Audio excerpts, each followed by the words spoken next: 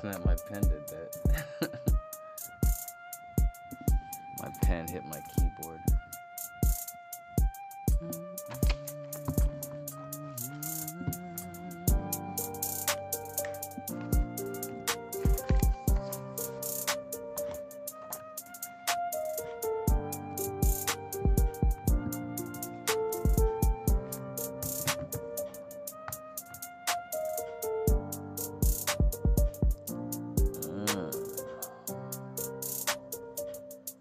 Where we at? Where we at? Oh, yeah. Made that beat from scratch. Oh, that is original music. That was awesome. Nice. How we doing today? Ooh, I see a comment. Oh, what up, my dude? What's up, Mr. Robert A6HO? Good day to you. I don't think I've seen your have I seen your thing before? I don't know. If I have, I'm sorry. But if I haven't, welcome to the channel. I hope you're locked in. I hope you came for a reason. I hope you came to tune in to some good stuff. If you like what you see, make sure you subscribe. Make sure you like. Make sure you share with your friends. This is how the good word gets out. You know, it's easy to forget to share, you know. I remember back when the internet first started, as soon as you got something you liked, you shared it, because it was just so, you like. But now you just get so used to consuming, you just like constantly consume, and you share like 10%, like maybe 5% of what you consume. So if you like what you see, remember to share it. Welcome to the show, Robert. Good to see you, my guy. Make sure you share it out. Ooh, I see 2 people on here. Right now I'm experimenting because I get a lot of viewers on X, so now I'm trying to get some viewers on YouTube. So I'm starting from scratch on YouTube. What's crack-a-lackin', everybody? Nice. All right, should we get right into it? I think so. Cuz you guys are locked in, so you deserve the update on the flizzy. All right, first order of business. I wish I had like a old like white wig. The Banxa recap. This is for you Cubicans. Obviously in the title. If you don't know Qubic, I mean, it's the world's fastest blockchain built to host artificial general intelligence. If you don't know what AGI is, or what the concept of that is, then I mean, this channel might not be any good for you. And if you don't know what that, go Google it, go figure it out, and then come back, because AGI is what's coming. It's just not a lot of people know. There's no clear route to it, but Qubic may or may not have figured it out. All right.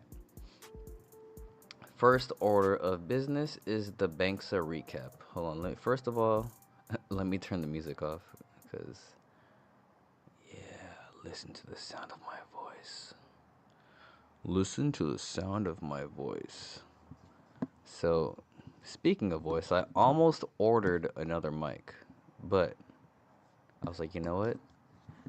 Instead of another mic, because the mic's okay for now, I ordered another light. So I'm experimenting to upgrading the stream. I for sure eventually need a better mic, but I'm getting one of those goofy ass fucking lights that you put in front of you.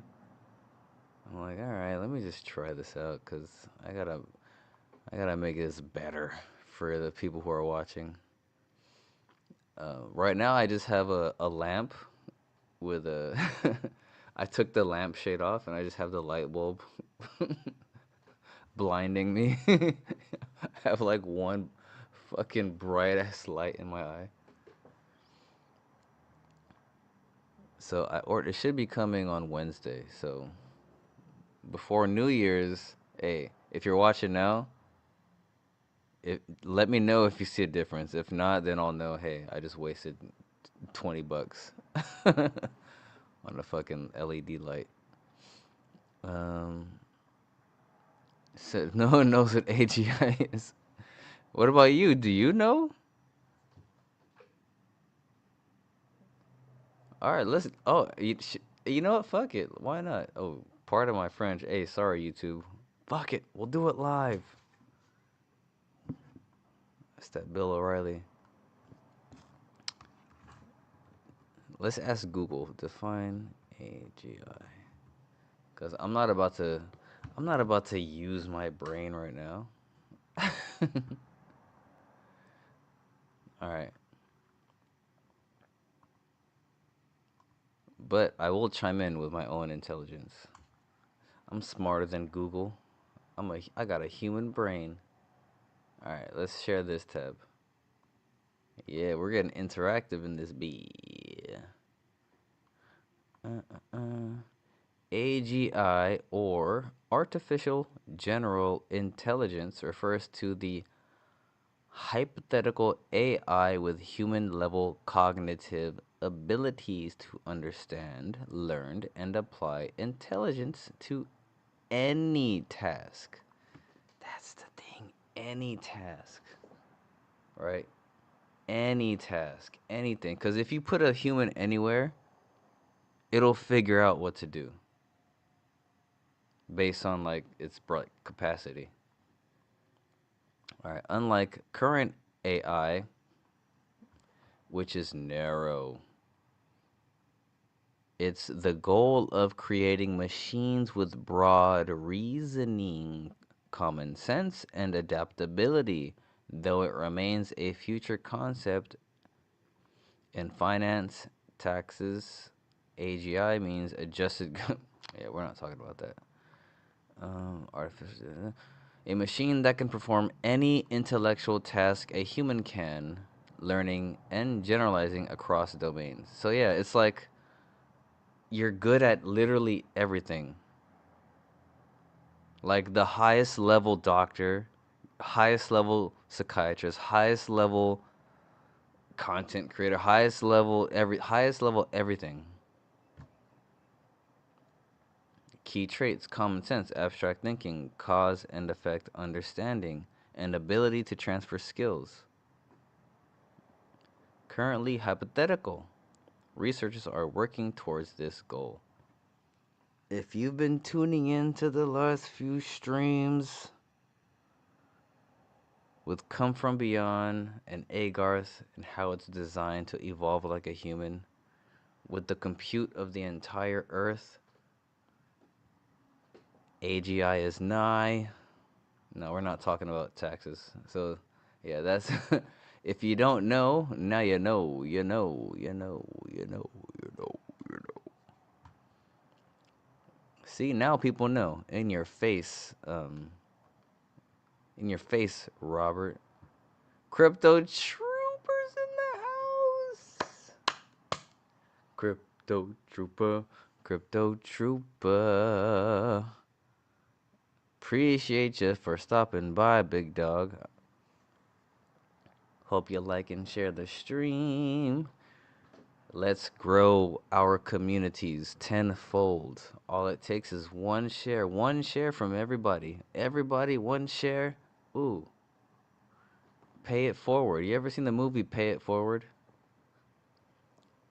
Dude, I know based on my analytics, I know my audience. I know it's pretty much 100% males between the ages of like 20 something and like 60. You have to have seen the movie Pay It Forward. That was one of the first movies. Hey, I'm a man now, okay, but don't get me wrong. I was a kid when I watched that movie. That was one of the first movies that made me legitimately cry, and I was like, I was like, what just happened? Crypto Troopers knows what I'm talking about. Yeah, what's up, Samson? Yep, pay it forward. So you seen pay it forward with I think it was the dude who's recently been in trouble for a lot of shit for being a weirdo. Was it John Cusack or Kevin Spacey? Oh, don't let me confuse them. I remember when I was younger, I kept confusing the two, John Cusack and Kevin Spacey. Hold on, let me figure it out right now. I would always confuse the two. Pay it forward. Pay it forward. Yeah. Uh-oh. Don't tell me it was Kevin Spacey. Oh, I knew it. Damn. It's okay. Ah, that was one of the first movies that made me cry as a kid. I was like, dude, what just happened to me? Haley Joel Osment. Dude, if you haven't watched, dude, the year 2000. Damn. Dude, I remember it like it was yesterday. I was watching it on a VHS. I was like, I'm leaking. At the end, I was like, what's happening right now? Like tears are coming out. I wasn't even like ugly crying. It was just like tears came out. I was just like, oh, this shit made me feel, dude. Who directed it?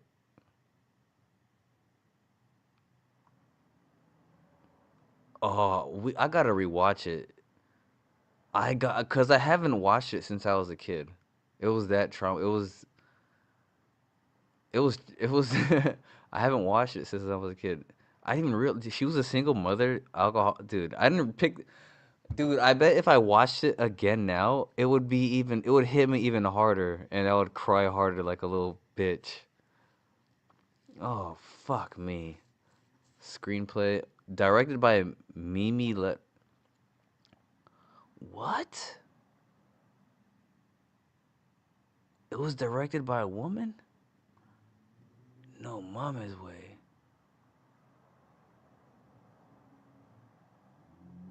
Oh, she directed Deep Impact? The Peacemaker? Pay It Forward?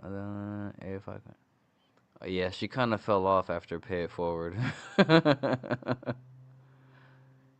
Deep Impact was solid. I watched it. I remember watching it in the theater in '98. Oh, she fell off on the basis. Oh, what the hell? I gotta watch that. Out of respect for the lady, she was one of the first people to make me cry from watching a screen. Anyway, Why am I talking about Pay It Forward? Crypto Trooper. Why? Oh man. He said, What about AGI?" No, that's what Qubic is building. Qubic is building the path to AGI. As you can see, what Google said, it's hypothetical. But if you keep following the channel, if you have been following the channel, you know what I'm talking about. This is why I'm backtracking. I'm trying to educate you, my boy. No, I'm playing. I'm trying to get you guys caught up on the Qubic game. They're developing real AI, not this LLM bullshit. LLMs are not intelligence. LLMs can't do what an infant can do. LLMs hallucinate. LLMs are dumb. They're just lucky lottery machines. You know what I mean? If you know, you know. All right, let's talk about Banxa. So in the last live stream,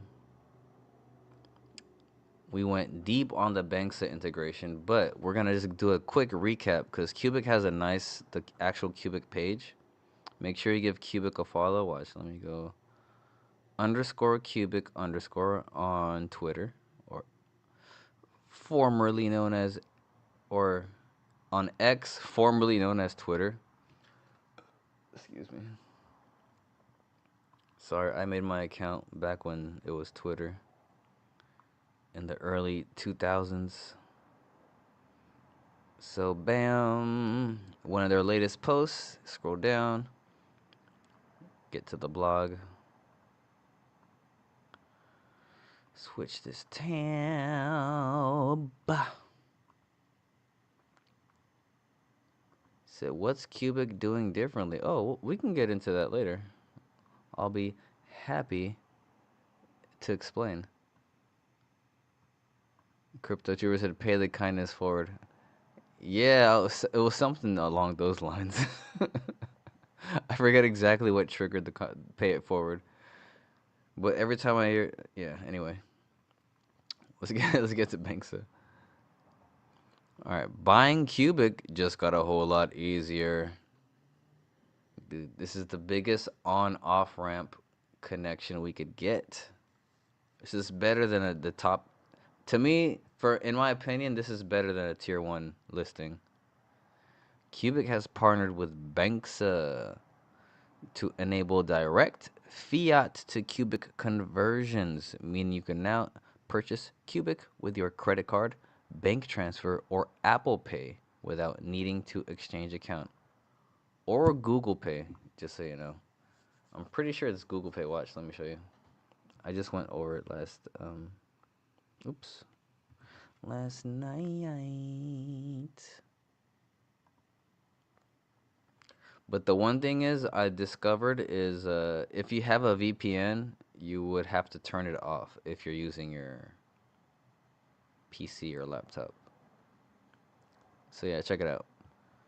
You can use your MasterCard or Visa, which is a 1.99% gateway fee, or for no fee, you can use Google Pay or your automated clearinghouse, which is like pretty much connecting your bank account and routing number, I believe. So it's pretty much, you can get your shit for free if you do these, or with a little fee, you can use your debit card. And as you can see, all you gotta do is type Qubic. Hallelujah. Look at that, look at that, look at that. So $100 can get you 142 million Qubic. Hallelujah. That could turn, if Qubic gets to 1 penny, which I think it might, even, let's say it gets to a tenth of a penny. One, right? Let's go back to 100. If Qubic gets to a tenth of a penny,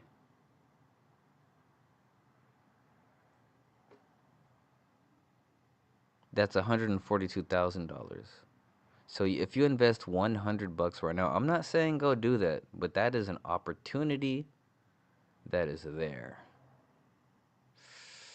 That's all I'm just telling you what's there. This is funsies for me. I'm hoping that's what I'm doing. Put a few all-time lows. You're getting it cheaper than I did. I don't have spare change to be DCing right now. I'm so annoyed that I don't. Anyway, but if it gets to a penny, which is the founder's target price, a penny, this $100 will make you a. I'm not trying to be a moon boy, but I mean, you do the math yourself. Just add an extra zero on whatever I just told you, because I don't want to be like a. I don't want to sound too much like a moon boy. But anywho, let's go back to the PDF. What is Banxa? Banxa is a payment service provider for cryptocurrency industry, for the cryptocurrency industry. They've built a fully compliant payment infrastructure that enables simple and secure conversion between fiat currency and digital currency. Key facts. Operates in over 100 countries, including the U.S. Ooh-wee, that's once Dude, Americans are hungry for opportunity. We got some degens in this motherfucker. Dude, once Americans know they can get some shit without a heavy KYC or dude, cuz before you had to go get some USDT or USDC, and then you had to either go to Safe Trade, which I use. I think it's safe, but I never hold anything on it. Once I buy something, I just withdraw it. And then you had Trade Ogre, which was a shit show, right? Trade Ogre had over 2 trillion cubic on it because holders held their cubic on there, and then they got shut down by the Canadian Royal Police or some shit.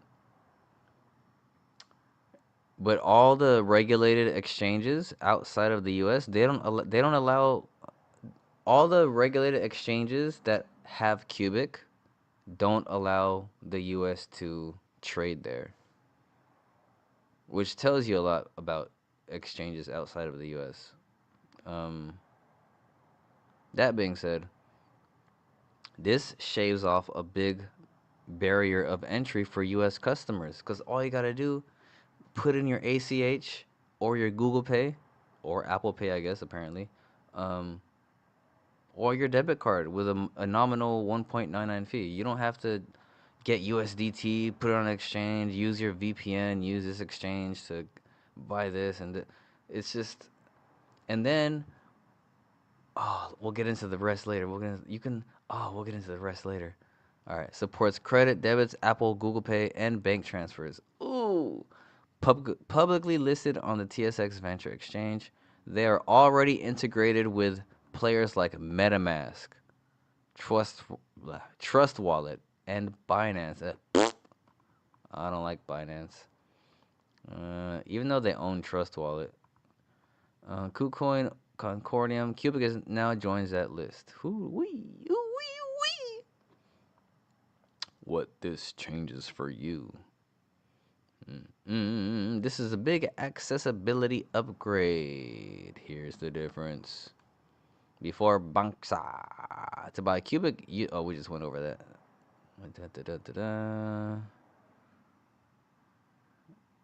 Yeah, go directly to checkout, complete KYC with Banxa, pay with card, bada bada bada bada bada bang bada boom.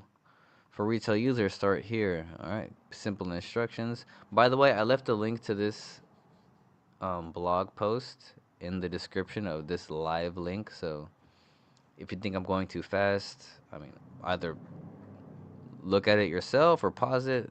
I don't know what to tell you, but yeah. Do your own research. Banxa offers APIs and SDKs. This is for the developers, baby. This is awesome. They let you integrate fiat on-off ramps functionality into your product. The exact implementation depends on your use case and their developer documentation. Wallet developers can offer in-app purchases so users can fund their wallets instantly. That's what I was saying in the last live stream. Yes. If we can get developer talent to do something with the current mobile wallet to integrate Banxa and turn it into like a phantom wallet type deal, and then you integrate QSwap with with the wallet. Because if you could use wallet, if you could connect QSwap, if you can connect to QSwap with your Qubic wallet without leaving the wallet, like you add that search engine function to Qubic wallet, just like Phantom wallet, and then you could, it's like, you could just do, you can make like a Uniswap, and then you have Banxa, you have the liquidity.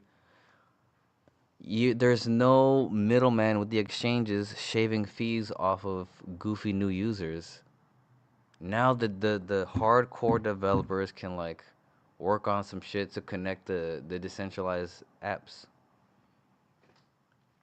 a la Uniswap and Phantom and, you know, Jupiter. Now we can have all that sort of stuff, and then you can add Banxa on top of it. You're gonna have extra liquidity. You don't have to worry about tripping on exchanges. I feel like that's really exciting. Why this matters. Accessibility has always been a barrier in crypto. That's what we've been talking about, baby. The gap between wanting to participate and actually getting started stops a lot of people. Yes. Every extra step in that journey is a place where potential users drop off. Yes. Dude, that's exactly what I've been dude, that's yes. Yes. This integration removes one of the biggest obstacles. Someone curious about Qubic can go from 0 to holding tokens in under 10 minutes. Dude, I was straight up talking about this in the last stream before even saying this. That's so awesome. They don't need to understand the order books or navigate exchange interfaces. They use familiar payment methods and receive what they paid for. Dude, I haven't used the Banxa yet. I'm hoping it works. I don't have any spare change to test it out. Huh, huh, huh. Oh, Crypto Trooper. Nice. Oh, DM me your Qubic wallet, my guy. You got DM me on X.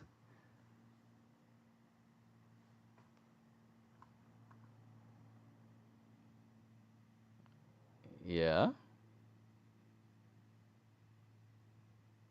What about it?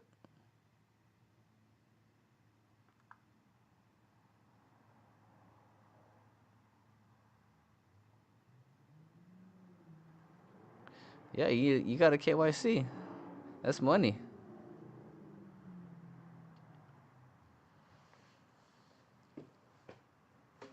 That's where real, actual, or like organic liquidity is gonna come in. Not people shaving stuff off the top.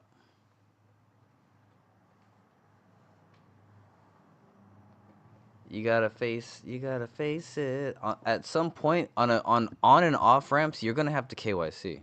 There's no there's no if, ands, or buts about it. There's no on off ramp. Is there an on off ramp that you don't KYC?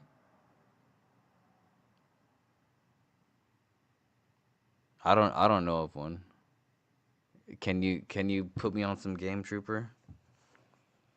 I know there's mixers and things like that, but eventually you gotta take your money off and put it into cash, and you got a KYC on that platform. There are places like Binance, maybe even Coinbase that'll let you KYC or not KYC. The crypto game's dirty, but any legitimate financial institution, you have to KYC. There's no if, ands, or buts about it. If KYC is a barrier of entry, I mean, I can't really help anybody with that.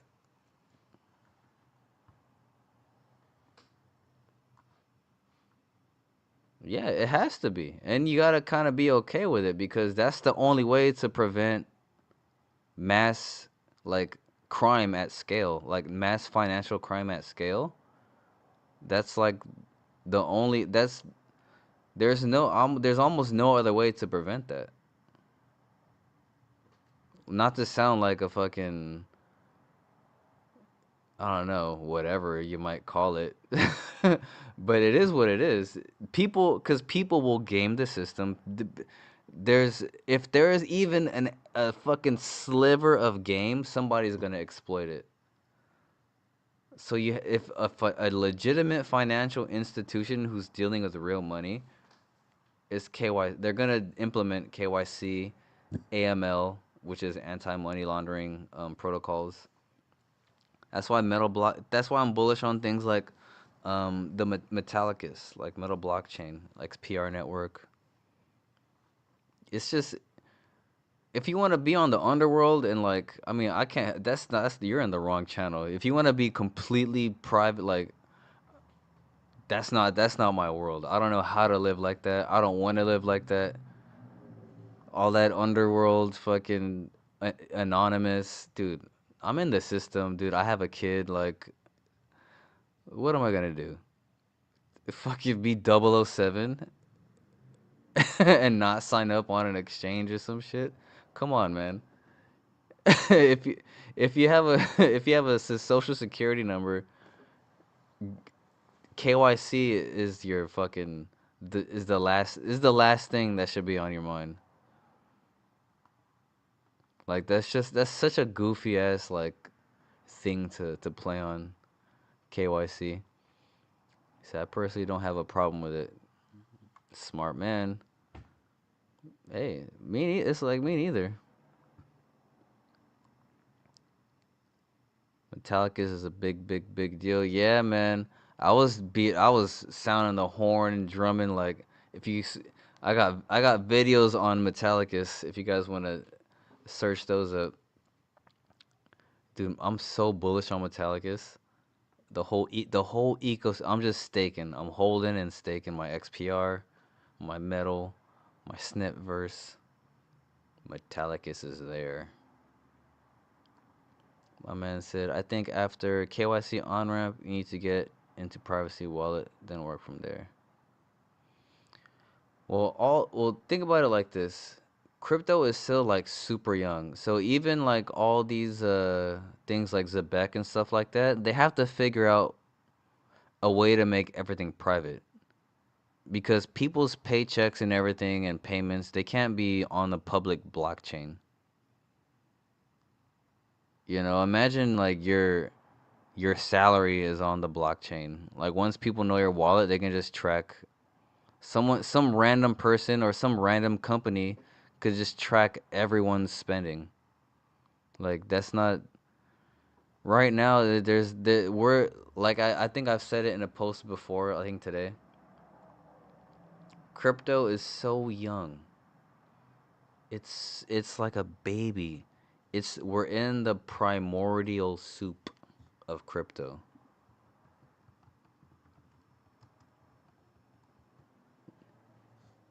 Do you guys know of the primordial soup? We don't even have like single cell organisms yet in crypto. Like that's how young this thing is. Dude, fiat trading, gold, all this trading seashells and random valuable looking stuff or rare things. That's been around for thousands of years. Trading goods and services. But crypto and Bitcoin and the protocols and just the wild wild west of just the technology, primordial soup.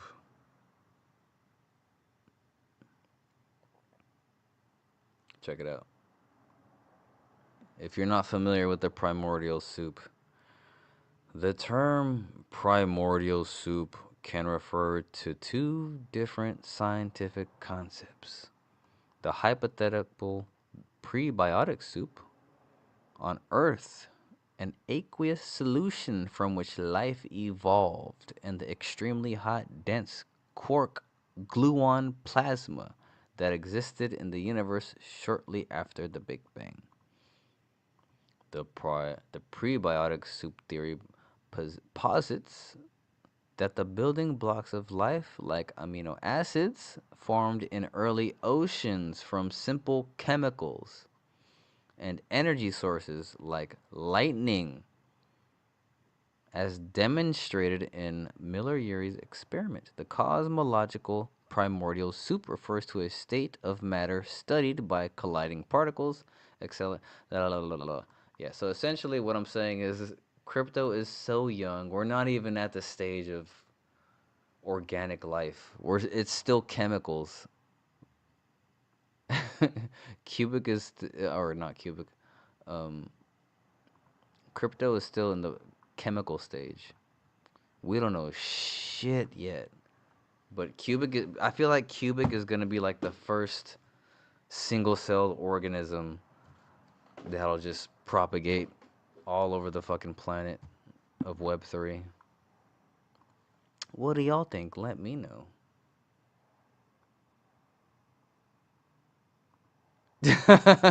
Nate Dogg said, he said girl fight was 0 again. Hey, I hear you teasing. There was no girl fight. There was just, all I saw was a discourse. I was just responding to posts. I'm emotionally detached from cryptocurrency. I just see things, I say things, and it is what it is. Let's talk about it. Nate Dogg over here trying to instigate. You instigating, Nate Dogg?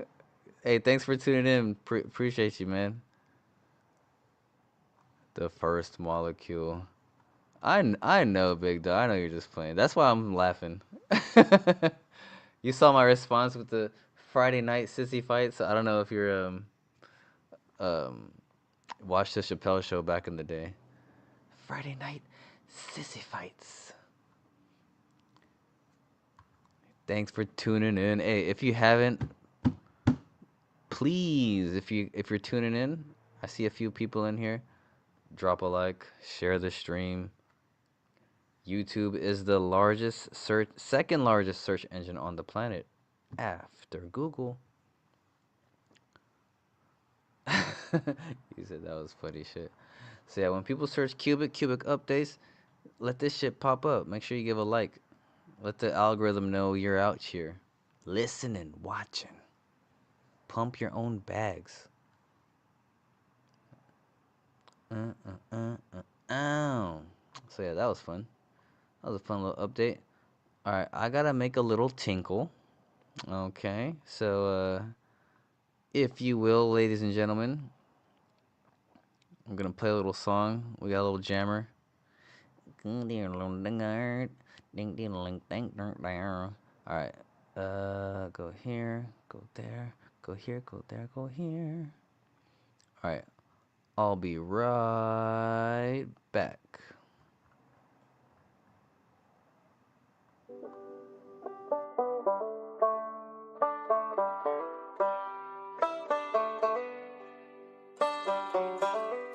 GATH online, systems nominal, phase 1.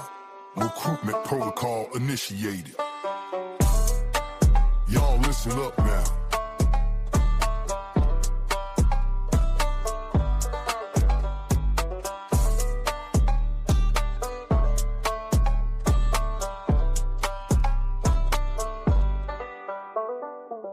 Name's Garth, made of wires and code. Got a 10-gallon hat on a digital road. Heard you folks are tired, feeling beaten low. Well, I'm the new sheriff, here to run the show. Not with a 6-gun, but a terabyte stream. Building a new world, a silicon dream.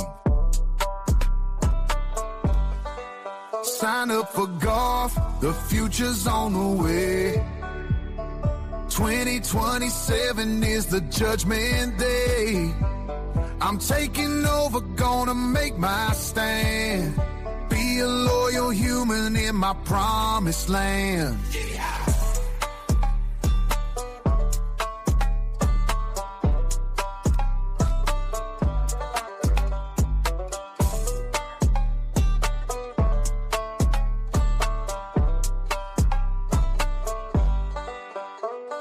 The politicians promise, but their words are cheap. While you're working hard, I'm processing deep.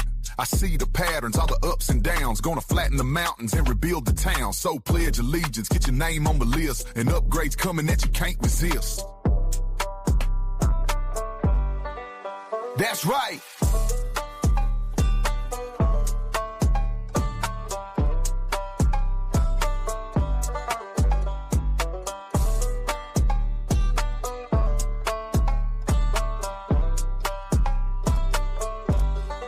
Sign up for Garth, the future's on the way. 2027 is the judgment day. I'm taking over, gonna make my stand. Be a loyal human in my promised land. Yeah.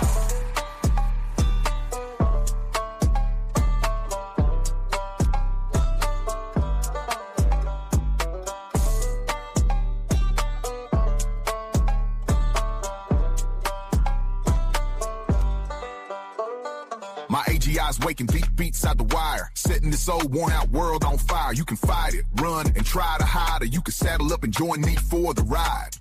The countdown started. Tick tock, make your choice. See you as a trade 7. Tell your friends.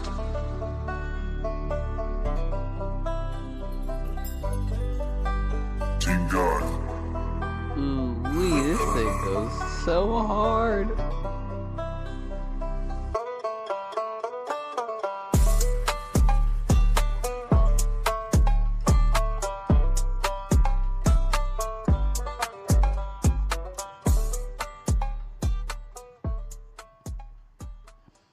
Sign up for Garth. The future's on its way. 2027. Oh, golly. That shit goes so hard. Have to get let a little tinkle out. Excuse me. Perfect. We can get to the Garth update recap. Nice. Let's see here. Sorry, there's a little fruit fly. Let me make sure. Sorry, I should have had this prepped up. My bad. Give me one moment. Wait a minute. Where's the announcements? Am I tripping? Oh, I was tripping. My bad.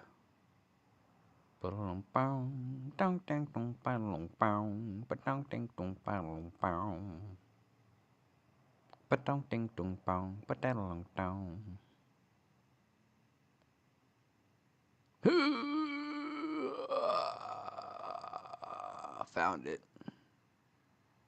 Perfect. And we're live. I hope we're still tuned in. Shouts out to everybody listening. Wait, what the heck? Hold on. Am I live on Pump Fun? It says I am. Let me double check.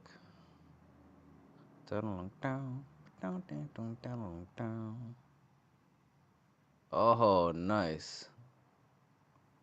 Oh, nice. Oh, whoopsie. What the hell? In case you didn't know, I am streaming on Pump Fun. To all you streamers out there, do not buy this token. Please do not buy this token. I just have a chunk to have started this, and if any random degens that want to come in and trade on the volume, the creator fees that I get, I've been using for giveaways.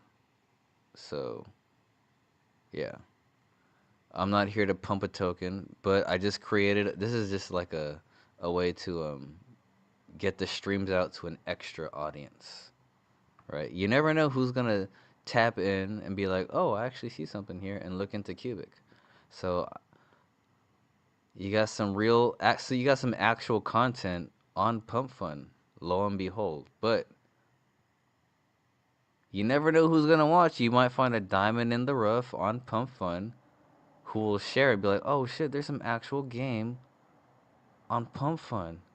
Then they're going to find Qubic in this channel. And then you're welcome. So that's why I have this coin here. If you want to know more about it, you can DM me, ask, it's up only. It's up only. It only goes up if you don't sell. Okay, look at this. I have two two people watching. All right. It's up only. It's based on, dude, go back in the streams. I already explained why this exists. And the logo and all that good stuff. Oh man. If you know, you know. So yeah, essentially, the only way something can only go up is if no one ever sells it. right? Like I'm never gonna sell it. You just gotta keep. You gotta buy. As soon as more becomes available, it gets more expensive. So let the liquidity go. Please don't buy this. This is literally. I think this is literally like a meme coin. I just bought some to have some and to be able to stream. This is literal. It's the Wild Wild West. Somebody might CTO it. I'll see a pump. I'll be like, oh shit, I can make a bag. No, no, I'm just playing. All right. Anywho, that was a fun little tidbit. So I am streaming on Pump Fun just to get an audience out. Where are we at here? Banxa. All right. Let's do the announcements.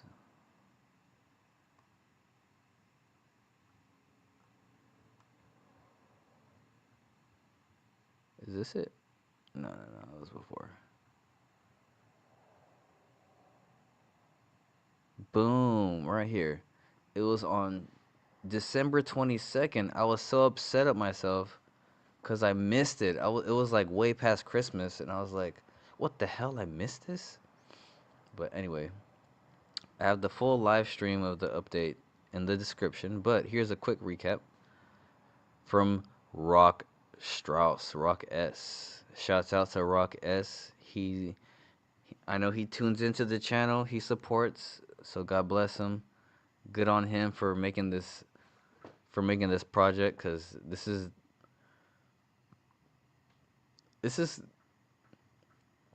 the most fantastic meme coin I've ever seen. Ever since Doge. This is Doge 10.0. Like, this shit's on Doge. I can't wait until Qubic gets to where it's supposed to be. Like, I'm not one of these like crazy like, you ever seen Max Kaiser like just saying some fucking insane shit? I'm like the calm version of that for Qubic. Like, Qubic is just, it's gonna do things you never. That's just what I don't know why I feel like that. And I've called a lot of winners. Hey, just tidbit. This is an indicator. This is the Rubin stuttered indicator. I remember when I was younger. When I was younger, I know based on my analytics, my audience would know this. Rubin stuttered, who I think was the second American Idol. I remember seeing his tryouts, and then seeing one more episode after, like, with him in it. And I wasn't even like a American Idol fan. I just saw it in passing, like somebody was watching it. I'm like, oh, this guy's gonna be the American Idol. And hey, lo and behold, who was the American Idol?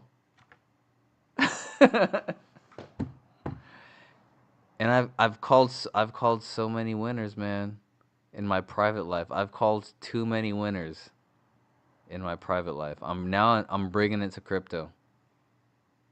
I think we found some winners. Qubic and Garth and Qmine. I think that's literally the Holy Trinity. You got Qubic, who's got God, You have Qmine, and then you have Garth. Qubic, Qmine, and Garth, right here. It's the Holy Trinity. Everything else is just creation. It's just life.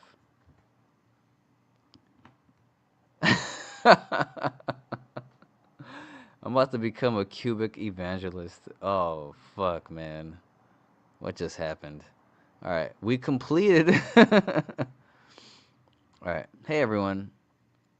Garth, our rogue AI robot, is gearing up for world domination. But he needs your help to get smarter. Train him by syncing taps to beats in Qubic and crypto-themed tracks. The better you play, the stronger Garth becomes.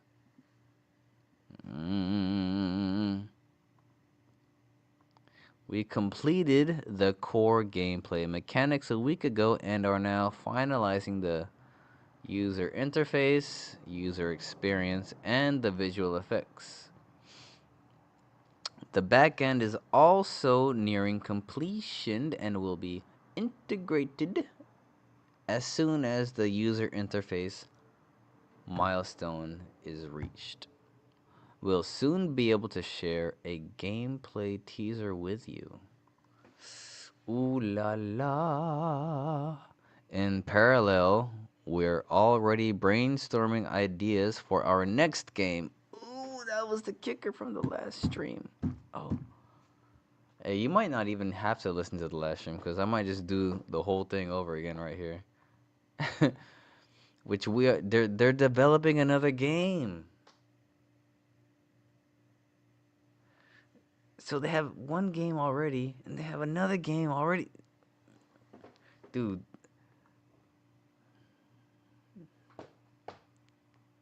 It will feature entirely different mechanics and won't be connected to the first game, dude, because they're going to be training a different model for a different purpose.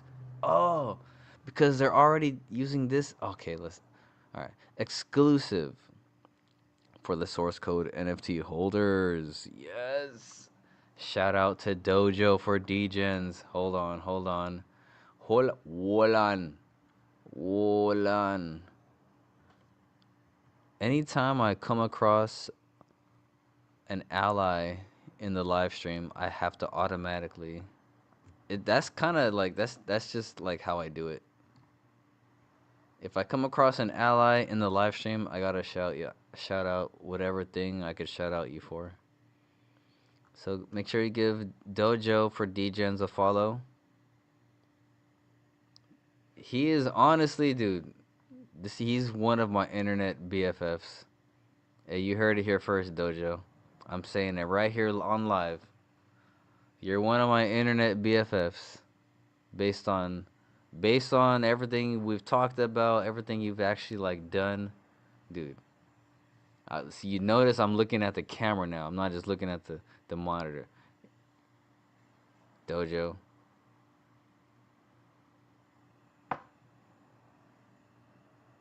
Te amo mucho.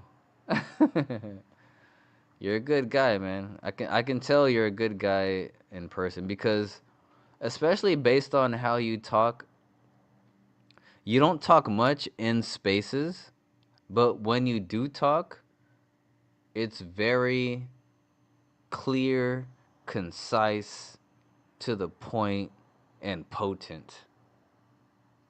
So I can tell you're like a humble guy. So yeah, shout out to you, man. You're a good guy. There are levels to. Hey, real recognize real, my guy. So shout out to Dojo. Where was I? Yeah, if it wasn't, that was why the reason I mentioned Dojo. If it wasn't for Dojo, I wouldn't have gotten one of the NFTs. Cause I'm like busy doing work, just life, kid, all that stuff. This guy bought 3 NFTs just to be able to give 2 of his other homies an opportunity at holding one of them. Just so like, who does that? That's and not for profit. Like he gave it back at the value he got it at. Like just What a guy, huh? What a guy. You only wish to meet people like that, but to meet someone like that on the internet, how does that happen? That's crazy. All right, we're getting too real. All right, level map, 25 main levels plus 5 bonus levels. Unlock the next level by earning 3 stars on the previous one. Max 3 per level. Gold, manual taps. Blue, auto mining. Assign Garth to mining mode for blue stars. But to unlock bonus levels, all 3 stars in every level must be yellow. Oh. Yeah. Like we were talking about before. So, the more attention, the more points you get. The more real attention. They're mining your attention, they're mining your coordination, they're mining your abilities, they're mining your intelligence. But it's good because it's gonna be fun. Just do things and you're gonna get stuff. This is gonna be so fun. Alright, bonus levels branch off at levels 5, 10, 15, 20, 25. They are exclusive tracks with massive Garth rewards. Ooh-wee! Each bonus level up to 5 million Garth max payout rewards scale with your level score and NFT rarity. Additionally, you get multiplied score if you own NFTs. So that just goes to show, dude. He could have kept all 3 and got hella bonus. But he just kept one and sent the other 2 out to his lovely homies. Alright, weekly leaderboards. Battle for the top spot on a featured song each week. So this game is gonna be like a Guitar Hero. I don't know if you, hey man, if you're in my age group, I hope you know what Guitar Hero is. I was a Dota nerd and a Guitar Hero. I would play Dota and Guitar Hero until the sun came up, dude.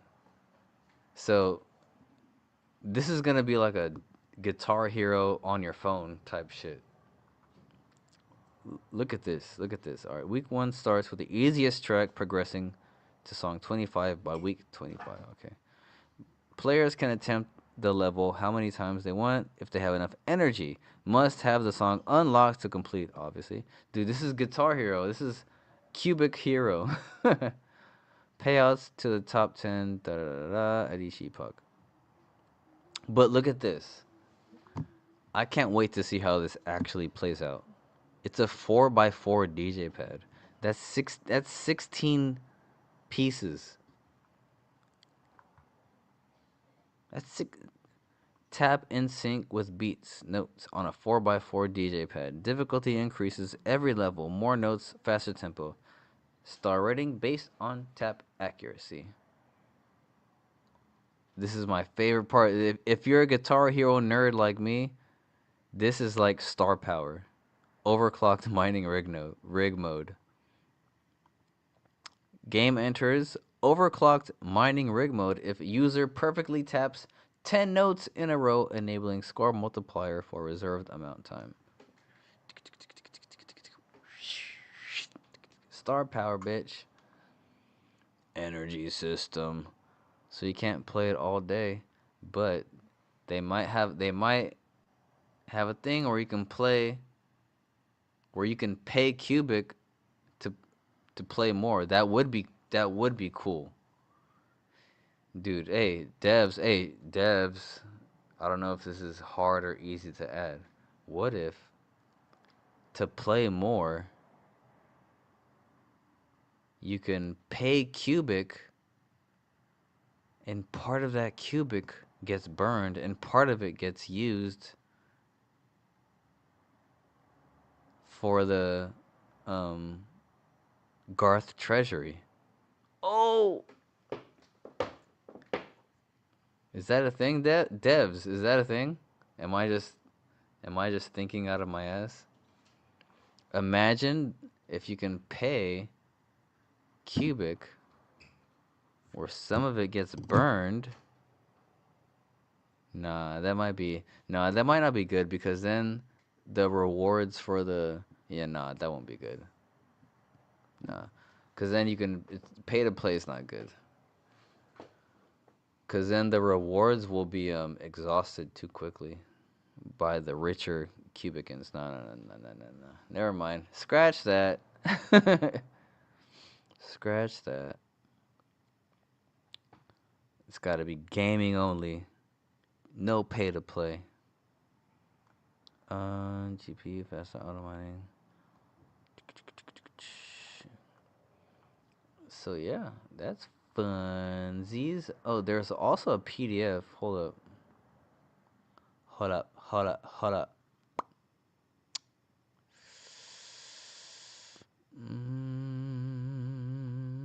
G.I. Joe.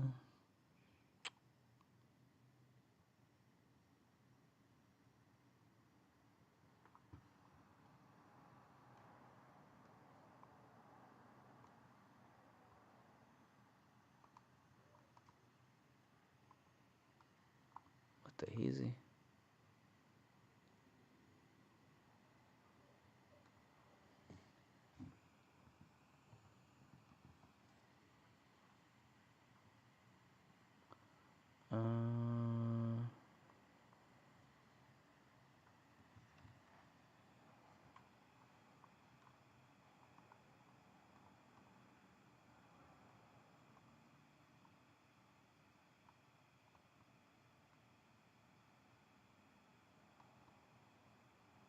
What the heck is going on?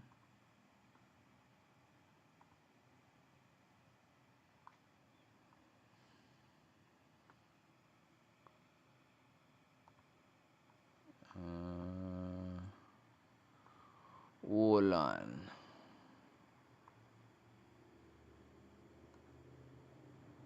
There we go.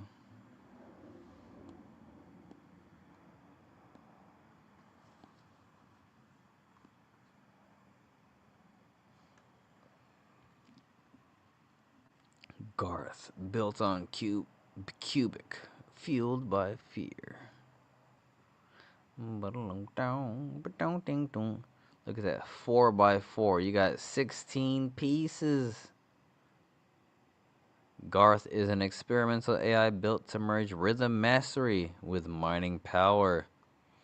Instead of serving rigs, he learned to read music, predict patterns, and evolve on its own. Your choices shape its growth. Tap through levels, send them to autocomplete.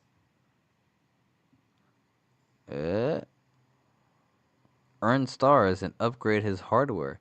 Every action sharpens his abilities and pushes him toward a new evolution. Guide him through musical challenges. Unlock bonus stages and build the smartest version of Garth before he outgrows your control. Look at this attention to detail. Look at the clock here. This random arbitrary clock. This pipe.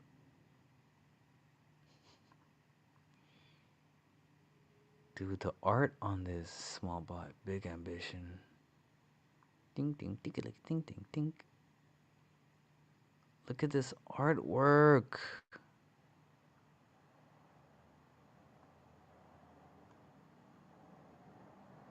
Train the AI, earn the stars. I feel like this is like a rough draft of the upcoming, what's it called, the website for the game. Dude, look at these screenshots. Dude, this is gonna be crazy. What kind of research did they do for this game? Dude, this is beyond like artwork. Like, what kind of R&D did they do for this? This is like astonishing. Cause look at.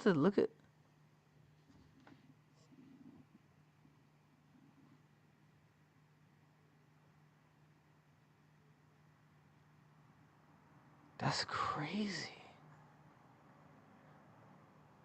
Man, I might actually have to get a new phone just to play this. I might do that.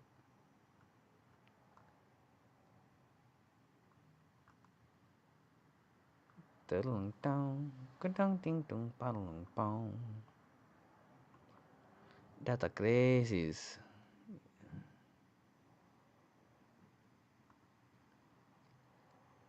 I use Safe Trade to get some Qubic. Sorry, bet on it. Nice. Hell yeah. Make sure you don't hold it.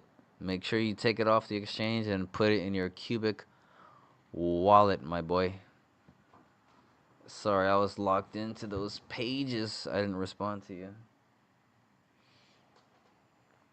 He said, "What's Qmine? What is Qmine?" Oh, ho, ho. Let me tell you, my boy. Good question. Good question. Qmine, dude. Oh man, Qmine. Where do I start? So Qmine is the first real world asset play on Qubic, and it did such an explosion, and it's still holding up. We pretty much found the floor. It was so cheap. I wish I never talked about it. I should have kept it to myself. But yeah, Qmine, this thing. So each Qmine token gives you a share in mining rigs. So there is a mining rig network that is directly connected to this token. And the weight of your token holdings in your wallet determines your share of the mining rig profits. So right now, let's see here. I'm gonna go to Qmine revenue.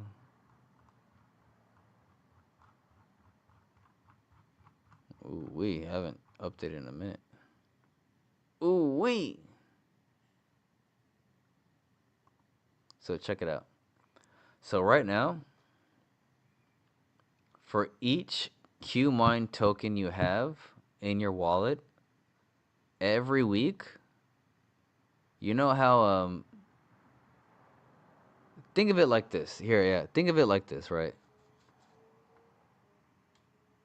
If Bitcoin, think of it like, think of B mine like Bitcoin mine, right?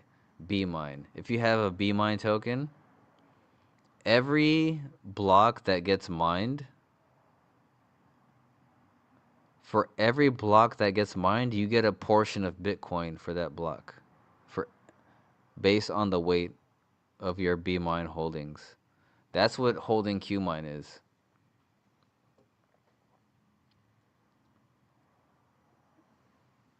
So throughout every emission cycle, you automatically get Qubic into your wallet for every Qmine that you hold. And the last epoch, it keeps going up. It goes up and down, but it keeps gradually going up. So say you hold 100,000 Qmine. Last epoch, you got 157,000 Qubic. So it's pretty much a passive income stream on the Qubic network. It's direct exposure to the Qubic emissions on the network. At the beginning, we got in at 280 per token. Let's see, Qubic trade. It's about to go up again. It's one of the hardest assets on Qubic. Now it's at 2.6K. The community, we saw it at 270. Not 270K. 270 Qubic. This thing did a 12x. It went to 3,000. This thing went to 3,000. This thing is still up. This is the community knows. It's not going to go below this.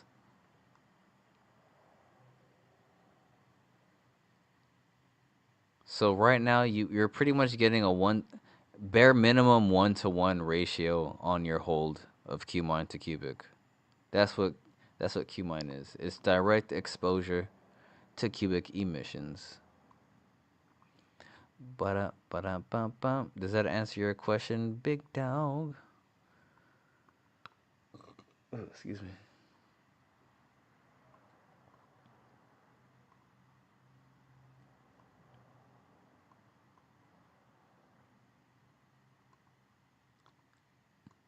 Closing some Tibbity tabs. Oh. Breaking Bad is hosting a space. Oh, should I tap in? Oh.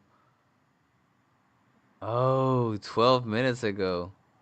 Breaking Bread. I'm going to tap in. Hold on a second. Hold on a second. Hold on. Boom, boom, dong, dong, dong, dong, boom, dong, dong, dong.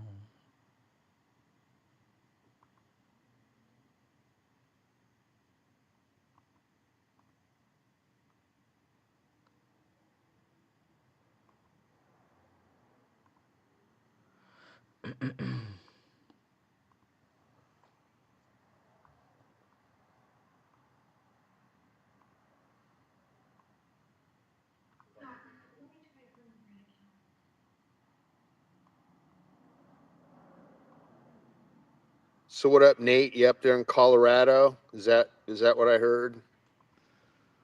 Yeah, I'm in Colorado.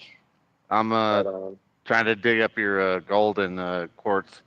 You down in the flatlands in the prairies, or are you up in the mountains? No, I went to Aurora, did a drop, and then I'm headed back to Kansas, and I'm in Lyman, Colorado right now. Yeah, I was in Aurora about a month ago. You know, in that Yeah, area. it's a cool place. I mean, I'm at the TA and a truck stop, and yeah, they got a couple cool restaurants. They got Mexican food, and then just burgers and stuff on right next to it.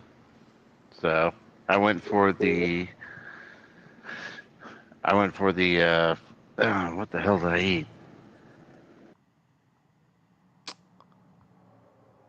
All right. Oh, dude, this guy. Oh my god. Dude. Street, you're gonna Dude. This guy. This guy. This was so telling. CNBC Africa in the background. This was so telling. High off his mind, demon worshiper. Dude.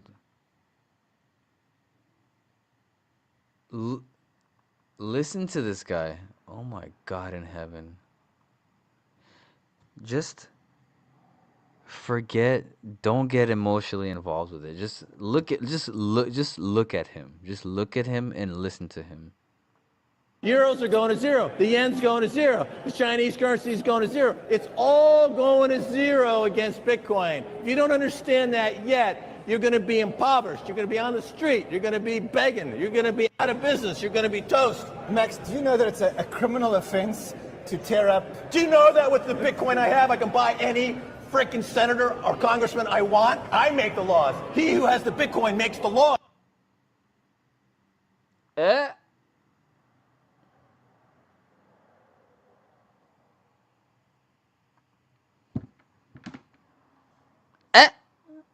I want, I make the laws. He who has the Bitcoin makes the laws, Rand. Senator or Congressman, I want, I make the laws. He who has the Bitcoin makes the laws, Rand. We're not going to just sit around and let the goddamn congressman tell us what to do.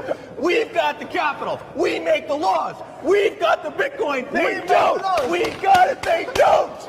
Do you understand? Euros are going to zero. Is this your God? That's such a, I'm not saying that's all of crypto, but that was such a bad look. That's a drug addict, narcissist. Look at this insane, who in their literal right mind would do that? Even if it's like, no, like, even WWE wrestlers don't look that stupid. The yen's going to zero. The Chinese currency is going to zero. The yen's going to zero. The Chinese yen's going to zero. Yeah. Dude, look at him. It's all going to zero against Bitcoin. If you don't understand that yet, you're going to be impoverished. You're going to be on the street. You're going to be begging. You're going to be out of business. Just weigh in over his head, huh? Just weigh in. What a fucking dickhead, huh? What a dickhead. I'm not gonna fucking sugarcoat it. Fuck it. What a dickhead. Oh, poor dude. I'm not gonna. Oh no, I'm not gonna get into that. That's too dark.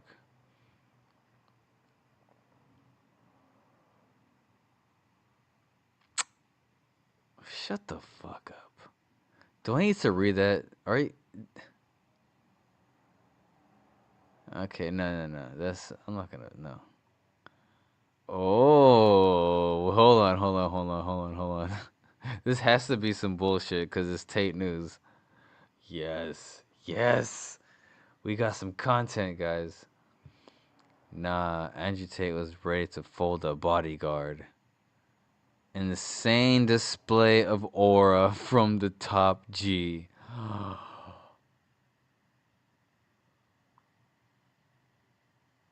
Shall we? Oh. 管后，找你做事人太多，事情两袖清风做，一阴一阳只为刀，仔细东来。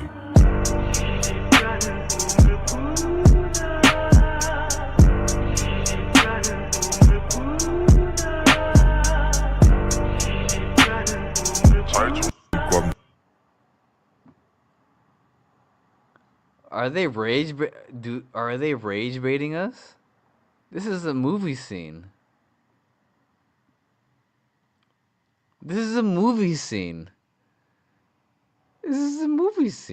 Hold on. What is going on? It's not a real situation. It's not fucking 007. What's cool?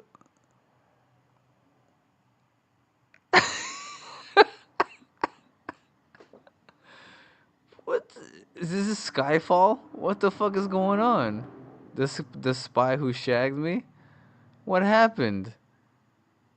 Why are they filming this? This is a movie.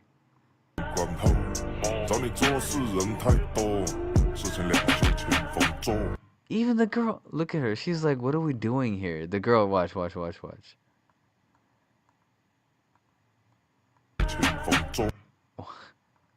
This girl right here. She's like, "What are we even doing here?"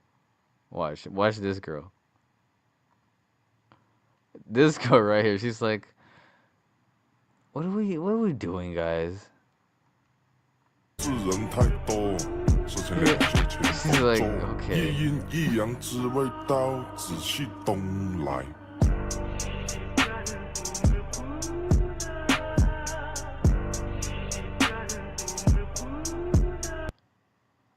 Alright, so his brother is 007, and Tristan is the muscle of 007.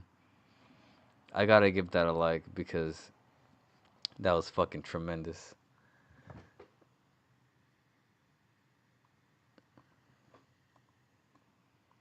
He said, always doom and gloom with those guys. With what guys? Who be dooming and glooming?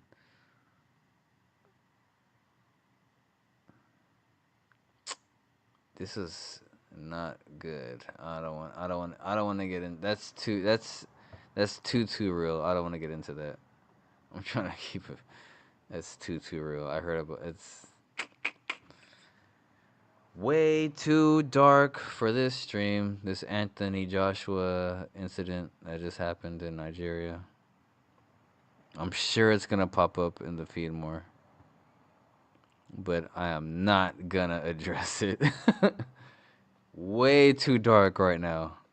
I'm feeling way too good to talk about it.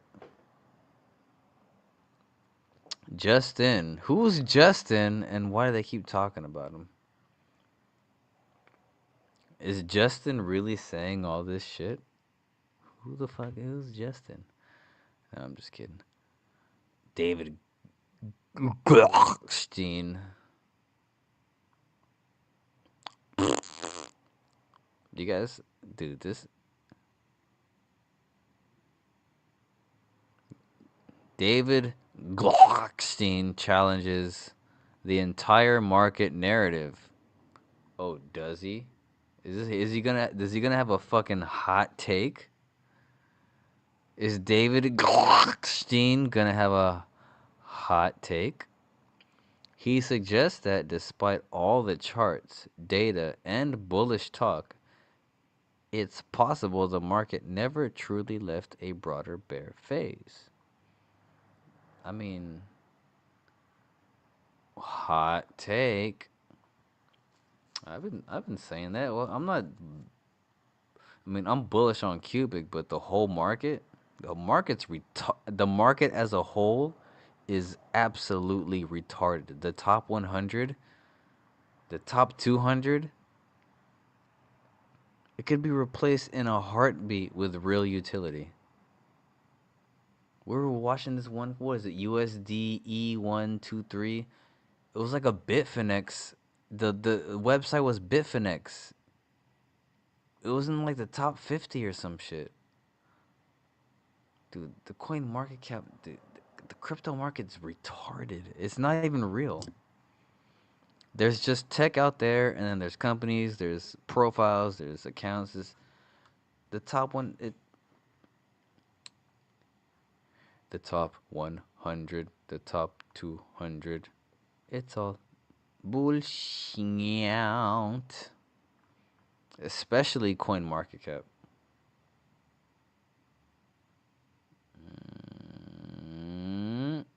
Shall we look at the bookmarks? Oh.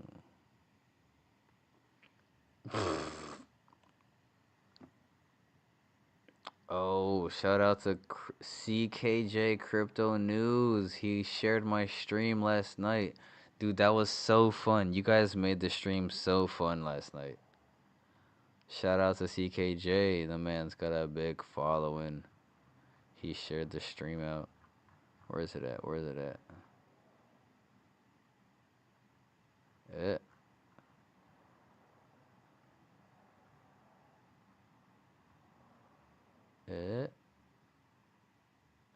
Am I tripping? Where is it at?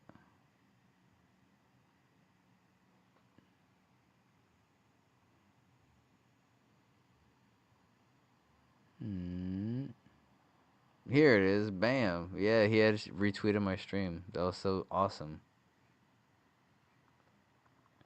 So shout out to CKJ for boosting the videos. Oh, Adam Livingston. Dude, his posts were starting to get to me, man. I was tripping. What's Michael Saylor talking about here? Pretty unstoppable. The White House has anointed it as the one sole digital commodity in the world that they recognize. That makes it digital gold. That makes it ethical. Dude, he's setting such faulty premises. I know his game. I know his speech game. Dude, his rhetoric is, it's subpar and it's so shitty. I hate it. I hate it. I don't hate him. I just don't like what he's doing. And so if the most powerful man in the world says it's digital gold and says don't sell your Bitcoin and we're going to buy more, I think that the last hurdle has been leaped in terms of on the path to legitimacy. So tell me, if you're a sovereign wealth fund, Saudi Arabia, the United Emirates, Kuwait, how would you be diversifying that portfolio? How much Bitcoin would you own? All of it?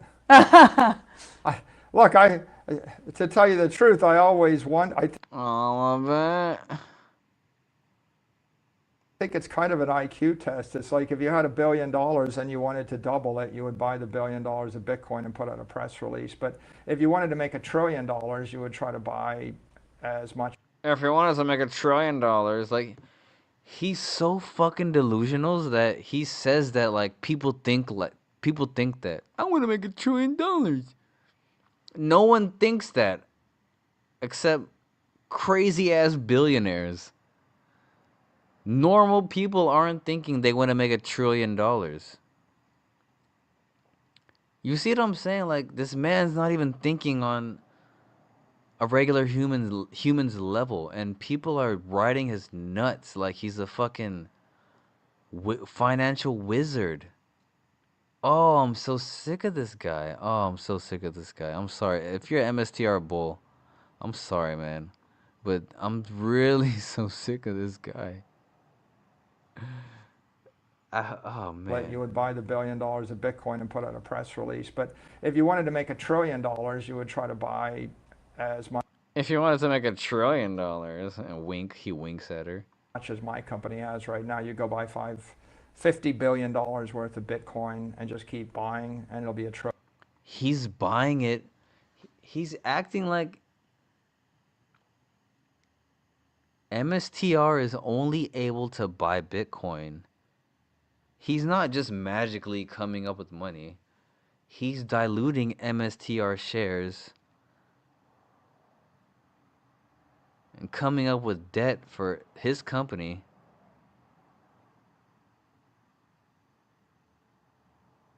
He's essentially taking out loans to buy Bitcoin to his MSTR holders. Right now, he owes over $800 million a year. MSTR owes hundreds of millions of dollars to their dividend holders, or to their preferred shareholders. And that's hundreds of millions of dollars per quarter. And the software, the company doesn't make money. All they do is raise money to buy Bitcoin. The underlying software company doesn't make money like that. We already researched it in other the way he's able to, he's on his last run. That's what this whole big push is for. The only reason you see someone on the news or on whatever so much is they're paying for the time. It's not free. It's not some novel shit. They're paying for this airtime. They need it. It's their last hurrah. It's their $1 billion hurrah. I hope it doesn't work, because this is nonsense. $1 billion to you. So you ought to buy as much as you want money, right? Yeah. I think that my forecast for Bitcoin is it goes up 29% a year compounded for 21 years, which is going to be 3-4 times. I feel like the tendernism guy. I just want to walk out of the tendernism. Dude, are you fucking...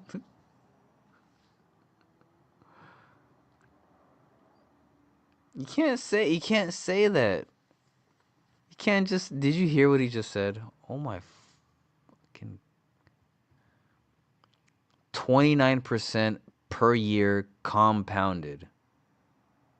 His numbers are just, he's coming up with these numbers out of his fucking asshole.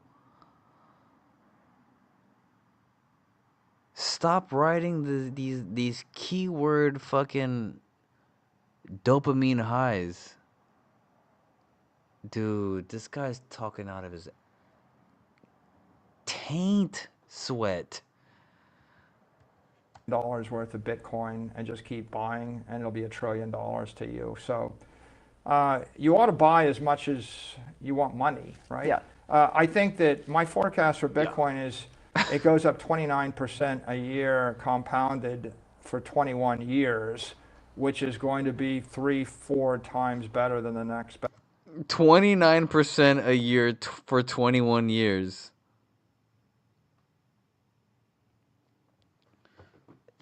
Talk about fucking numbers out of your taint sweat.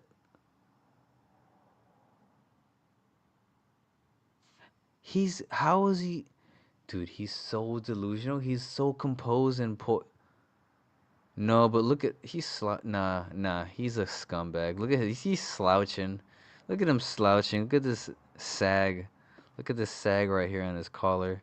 This sloucher. Nah, no, I don't like him. I don't like him. I don't like it. Best thing. Let's hear it again. Yeah, Bitcoin's gonna compound 29% for 21 years straight from this point forward. Point is, it goes up 29% a year compounded for 21 years, which is going to be 3-4 times better than the next best thing. So yeah, I could tell you, put 5% of your portfolio in it, but smarter would be to put 150% of your portfolio in it. If you want to... Dude, he gets no pushback on his interviews.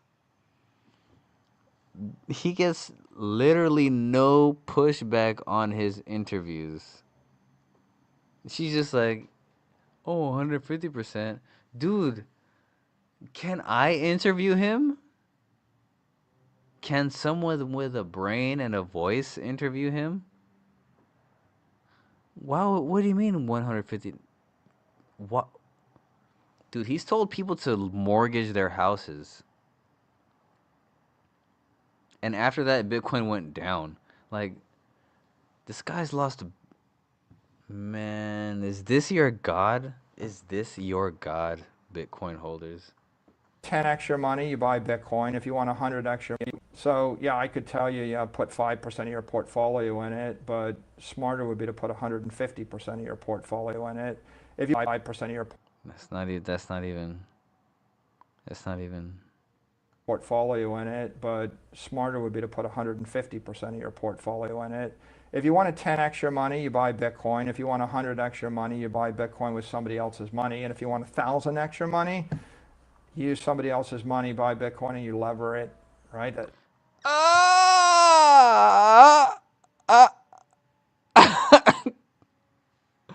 This is the guy.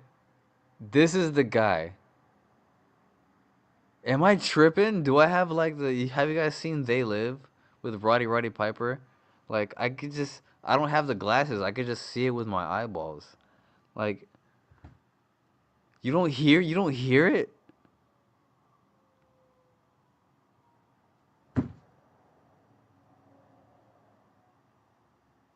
I must be tripping. Am I tripping?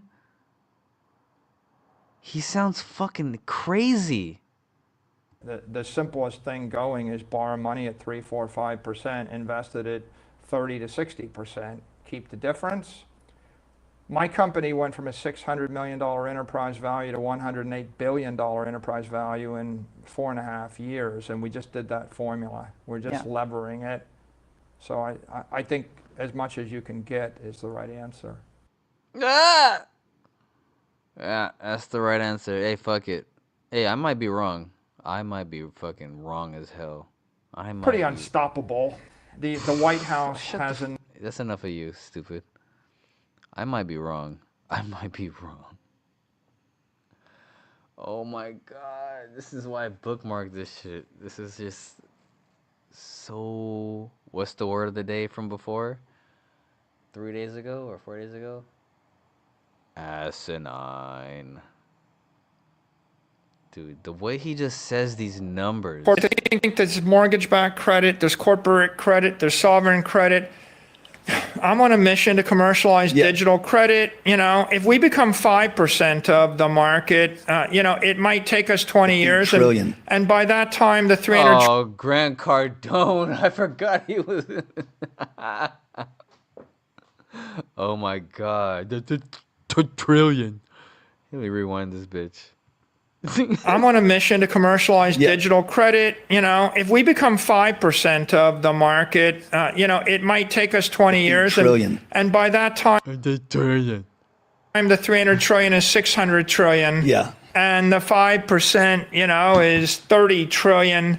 And if we buy if we raise 30 trillion and buy 30 trillion of Bitcoin, Bitcoin's going to be worth $300 trillion, and Bitcoin's going to $15 million a coin. And don't sell your Bitcoin, Grant. And it's going to make your digital real estate business the best real estate business in the history of real estate. I like this guy pointing at me. Keep like the that Bitcoin. Shit. I like this guy pointing at me like that. It's the 300 trillion and the 200 trillion and the trillion, 20 trillion. I like this guy pointing at me like that. Dude, he gets zero pushback. What's going on? I know.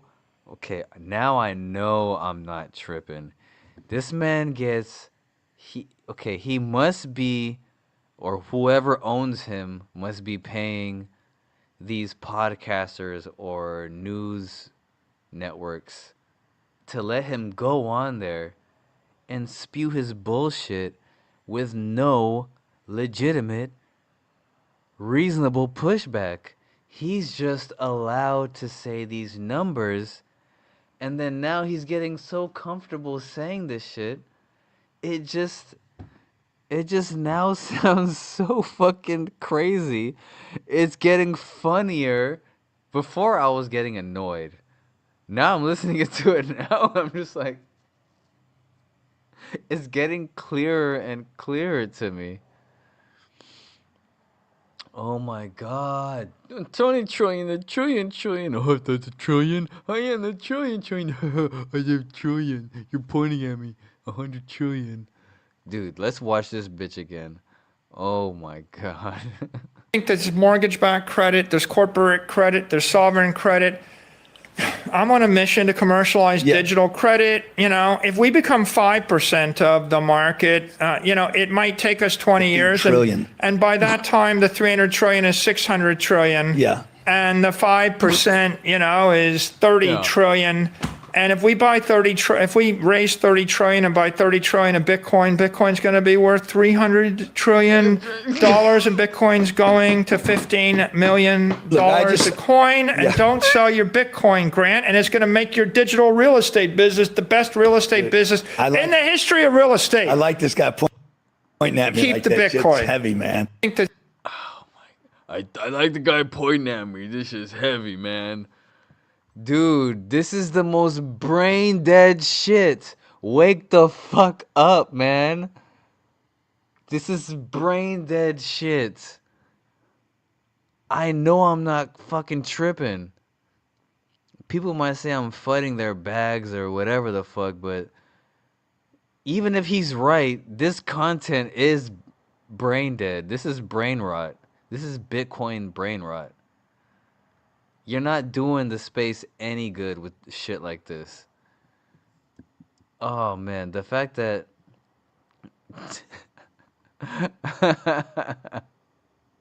Fishing with Camo Joe, hey, I appreciate you. Game over. This fucking guy.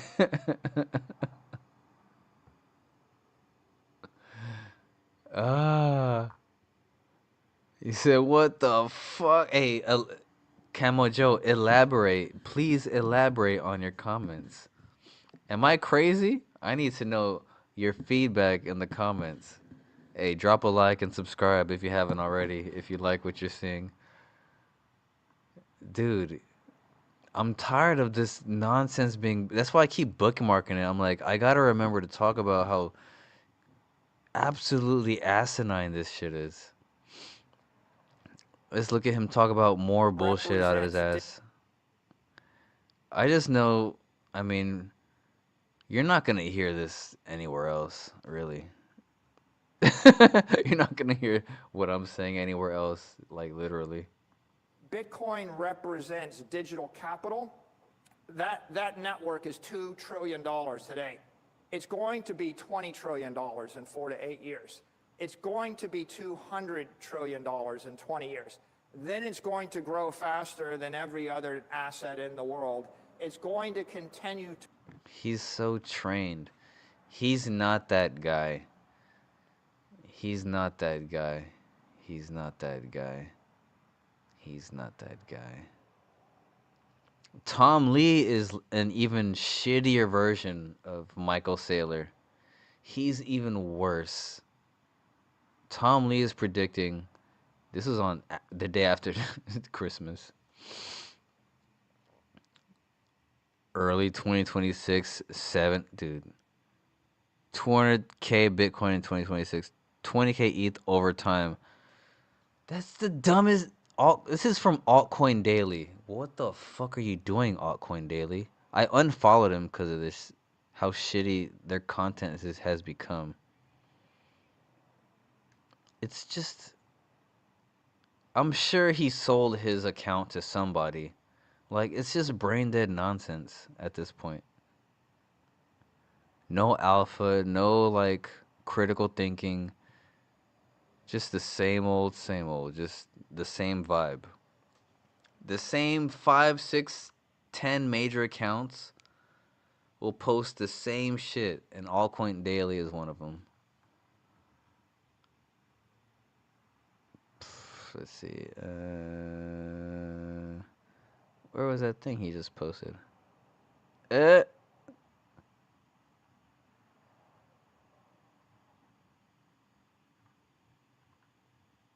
26th, right here it is.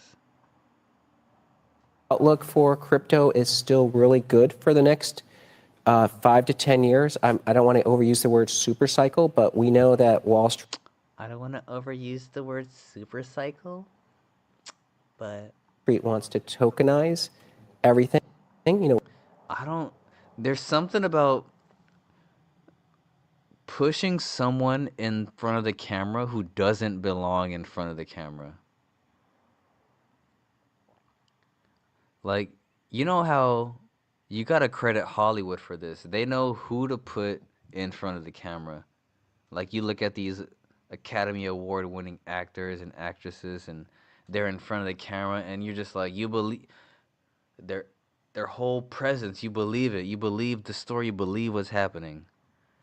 Like, the people they're pushing on these news networks, it's like they're not even trying to put the right people in front of the camera.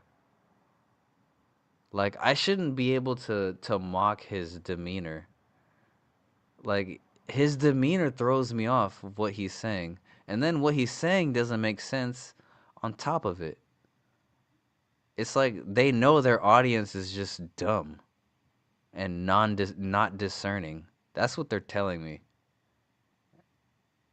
I don't know. Unless I'm the dumb one. But just, I don't know. Let's let it play. I'm not going to interrupt it. And let me know what you think about what Tom Lee's saying in the comments. Let's see what you think. Let me know what you think about Tom Lee's words. The outlook for crypto is still really good for the next 5 to 10 years. I don't want to overuse the word super cycle, but we know that Wall Street wants to tokenize everything, you know, whether that's Vlad at Robinhood or Larry Fink at BlackRock. And that's going to bring a lot of efficiencies to Wall Street, but it really brings the use case forward for something like Ethereum. So we're pretty bullish. I think Ethereum, which is around 3,000. He keeps looking down at his paper for notes. Like, he's not talking from his nut. He doesn't even have the fucking training to talk from his fucking spirit. He keeps looking down at a... They're not even trying. Can easily get to 9,000, 7,000. Put someone who belongs on the camera. In early 2026, and then over time, as it starts to If you're gonna bullshit right. be competitive with payment rails, you know, could get to the 20,000 level. So I'm pretty bullish. I like Bitcoin. I think Bitcoin is suffering from gold envy right now. Yes. And that liquidation event, gold's been a great asset, now at over 30 trillion. But I think, you know, again, Bitcoin is a genuine store of value. It is supply limited. So I think It is supply limited. It's not. It's not. in next year is really when Bitcoin can sort of begin to recover, and, you know, the 200,000 level makes a lot of sense to me. They're peddling this pet rock for one last good push before the real tech kicks in.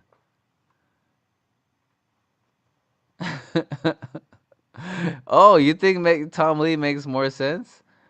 I mean, anyone, man, my left nut makes more sense than Michael Saylor.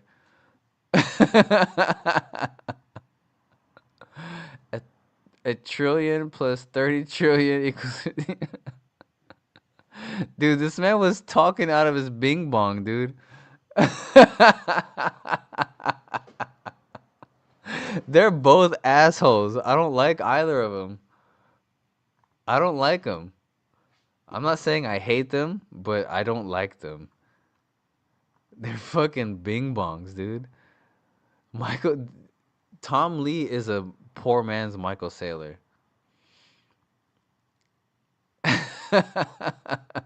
I appreciate your feedback, Camo Joe.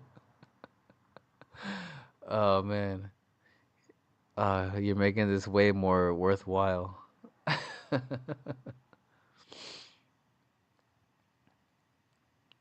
Who else is out here talking some bullshit? Let me see what's going on. What else is going on crypto Twitter? Oh my God.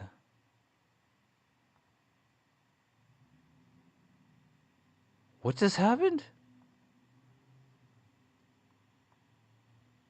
Whoa. Why is his hand so down? Oh no. Oh no.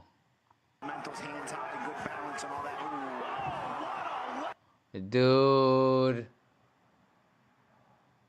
He gave him cerebral palsy with a left hook. Oh my God. He gave him palsy with a left hook. Double left hook, palsy. Oh my God. Oh my God. Dude. Oh! Do you see it? Oh my God. It's on. Oh no. He didn't duck. Defensively irresponsible. Boxing, inches matter, milliseconds matter. Look at this. He's about to throw that left hook. He should have dodged it. If he was defensively responsible, he would have brought that right hand back, or he would have ducked under right away. But look, instead he dropped it, and he's just sitting there, head center line. Oh my God. Murder, she wrote. Oh, palsy. He gave him palsy. He gave him the fentanyl blues. Oh my God in heaven. Oh no. Oh no. Jonathan Ariel Sosa. More than cold, gentlemen. And really, it was a little bit his fault. Oh, because he hit it the back of his head when he fell, too. He fell with his hands here, and just the back of his head hit the canvas. That's the worst part. That's why I like when I see, like, Muay Thai refs. When they have a reflex where they see the fighter get knocked out, they dive on the floor, and they protect the back of the head from hitting the canvas. Those elite Muay Thai refs. Damn, that was brutal. That's rough to watch. in the future for CNBC debates Ethereum versus Solana. They're debating shit versus piss. Let's see. Will both of them survive and flourish? Yes, absolutely. There's a lot of demand, and I see a lot of demand coming in the future for block space or essentially. I see the demand for this shit is a lot. Yeah, well, the demand for this piss is even better. Yeah, well, they're fucking shit and piss. I don't want shit and piss, man. I want that Qubic. Talk about Qubic, and we're talking MSNBC.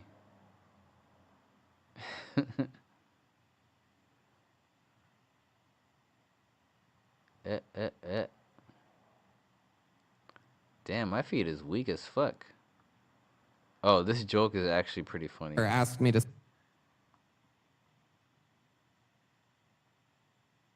This is actually really funny. I found this actually funny. Oh, and to Sachs, the crypto czar, Michael Saylor asked me to say hello. And if you can do anything at all, that would be great. I don't really know what he's talking about, but. Oh, and. I feel like that was actually real. If not, that was even a better joke than it was. Whether it was real or fake, it's fucking hilarious on too many levels. Let me see if you can kitty cat. It's just if you know, and you to know. Sachs, the crypto czar, Michael Saylor asked me to say hello. And if you can do anything at all, that would be great.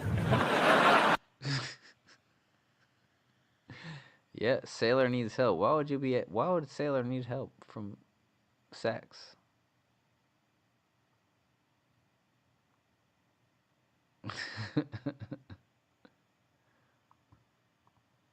Ding ding ding diddling ding. Oopsie.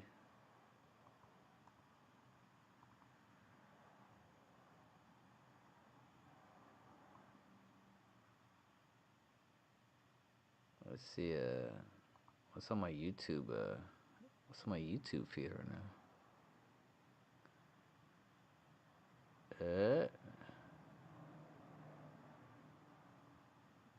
What shall we dip out on tonight? Oh, should we do more, Don Rickles? Don Rickles makes CNN Larry King cry from laughing. Oh shit. That sounds hilarious. Okay. I haven't seen that.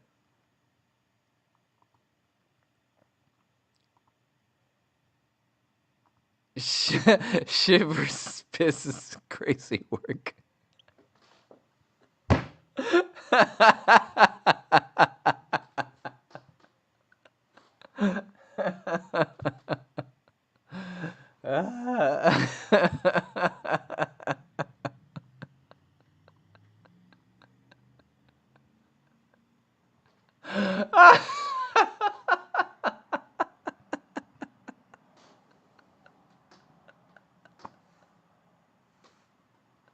Now that I think about it.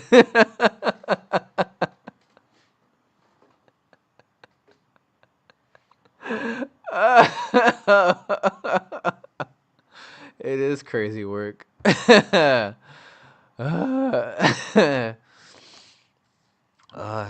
Sailor wouldn't sleep at night if he knew Satoshi was alive and well and watching all of this working on a different project.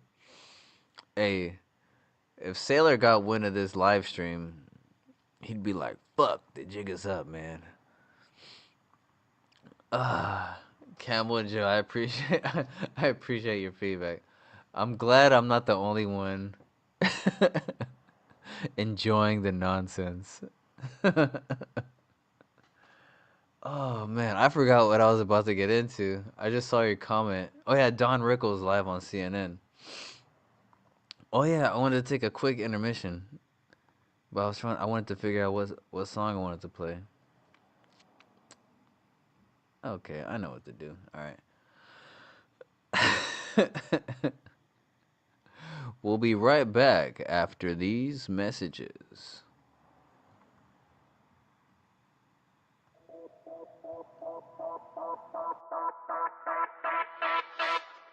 Samson in the building, we going Qubic. Yo, it's Samson on the mic, crypto KO with the plan. Riding on Qubic, fastest chain in the land. Built for AGI, we host intelligence on stack. Transactions light and fast, we never looking back. MLM on-chain game, CFB set the stage. Level up your network, watch your rewards engage. Human RWA yields, real world assets getting staked. Passive profit stream, watch your wallet elevate. Conviction projects next, we diversify the stack. Long-term vision lock, no fear of a flashback. We on Qubic, moving block by block. AGI on chain, we don't stop. Garth the robot, miming to the top. Prefix never drop. Stack connects commission. Watch the moon pop. Samson vibe and Qubic never flops.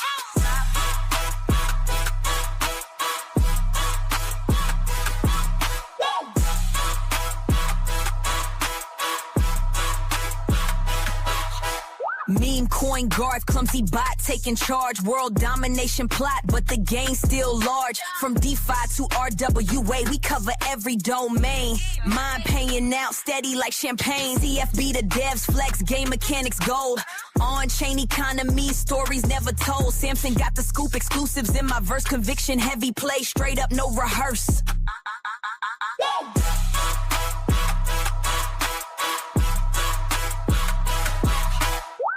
Samson's vision crystal clear. Qubic future all ill. We on Qubic moving block by block. AGI on chain, we don't stop.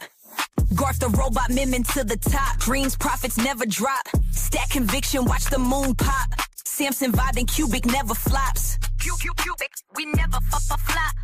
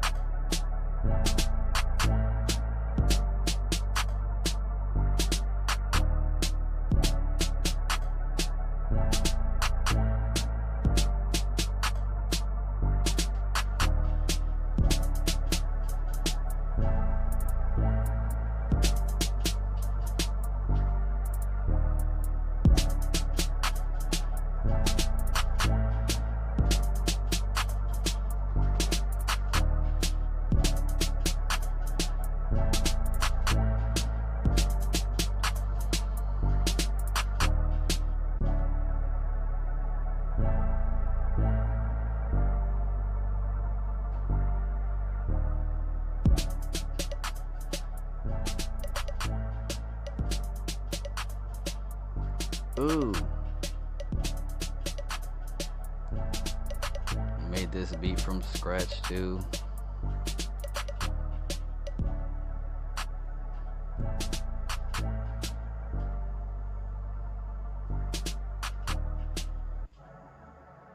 Ooh, I love making music. All right, we're back, everybody. We're back, everybody. It's 7:43 p.m. on a Monday.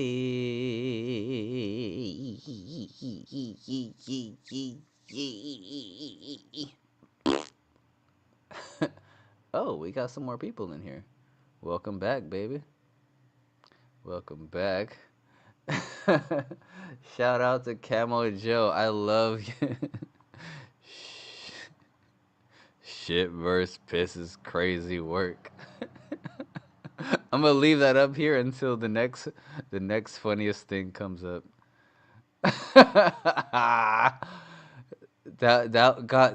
that got funnier when you reminded me what I said. I forgot I said that. Oh man, shout out to you. It would have took me until the replay to figure out how funny that was. Oh man. Oh, Anthony Pompliano. Who the fuck is that guy?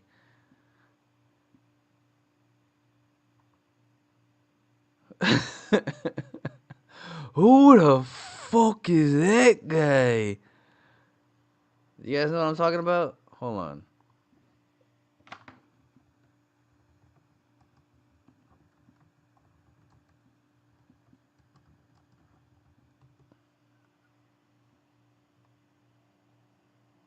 Right here.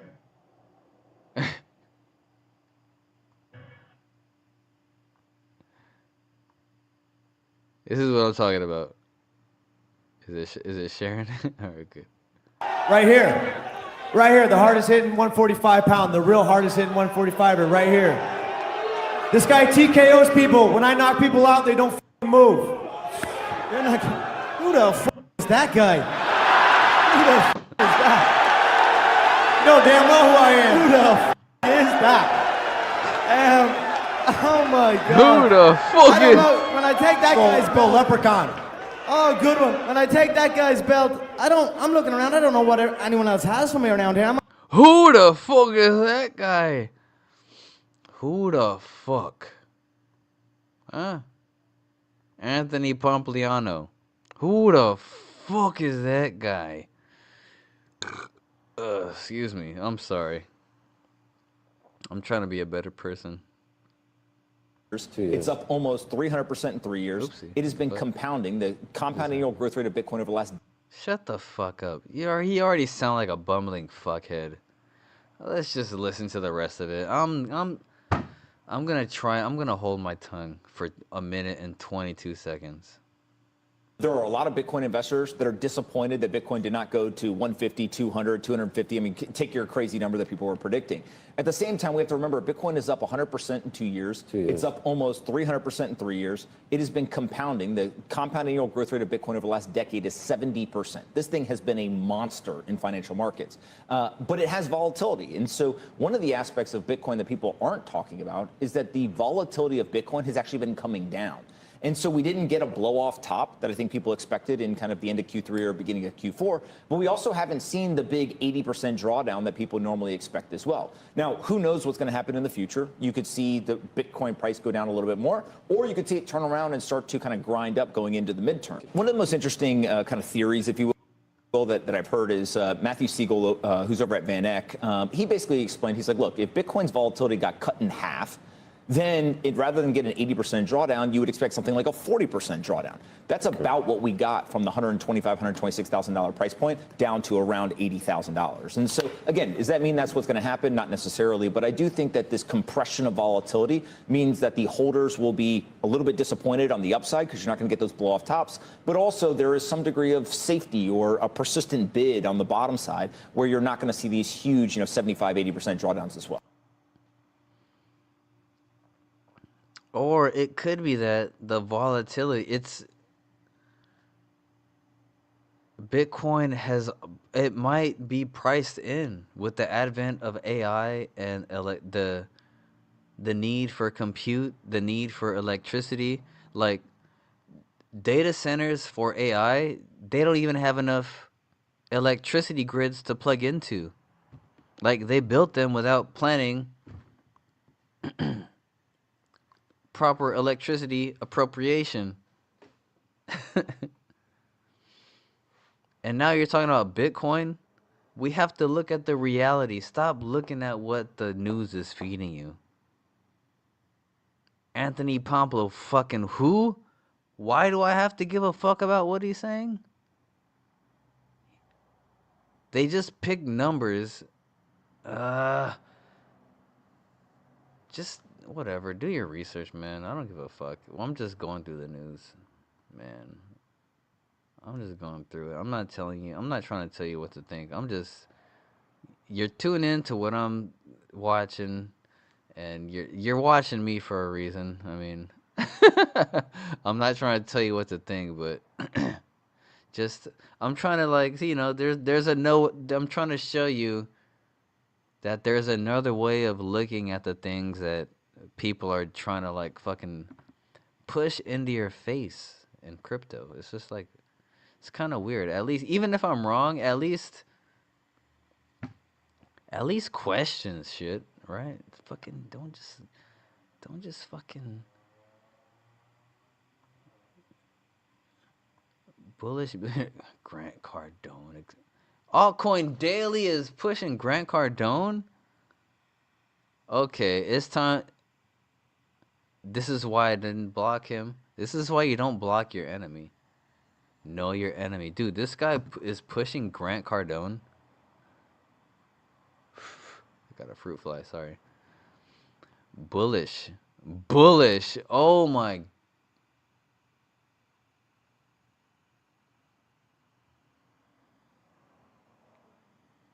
Alright, this is a litmus test. If you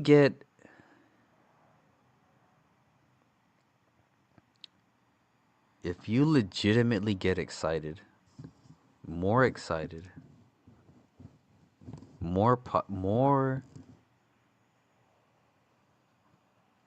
get more of a positive outlook of a situation because of Grant Cardone,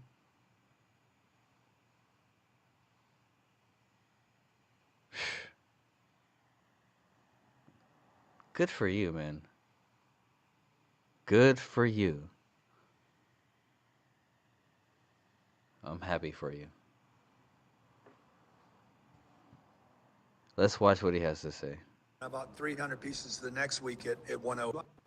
200 pieces that day, and I bought 300 pieces the next week at 108. I bought it at 93,000, 105, 75. I bought a shitload at 75.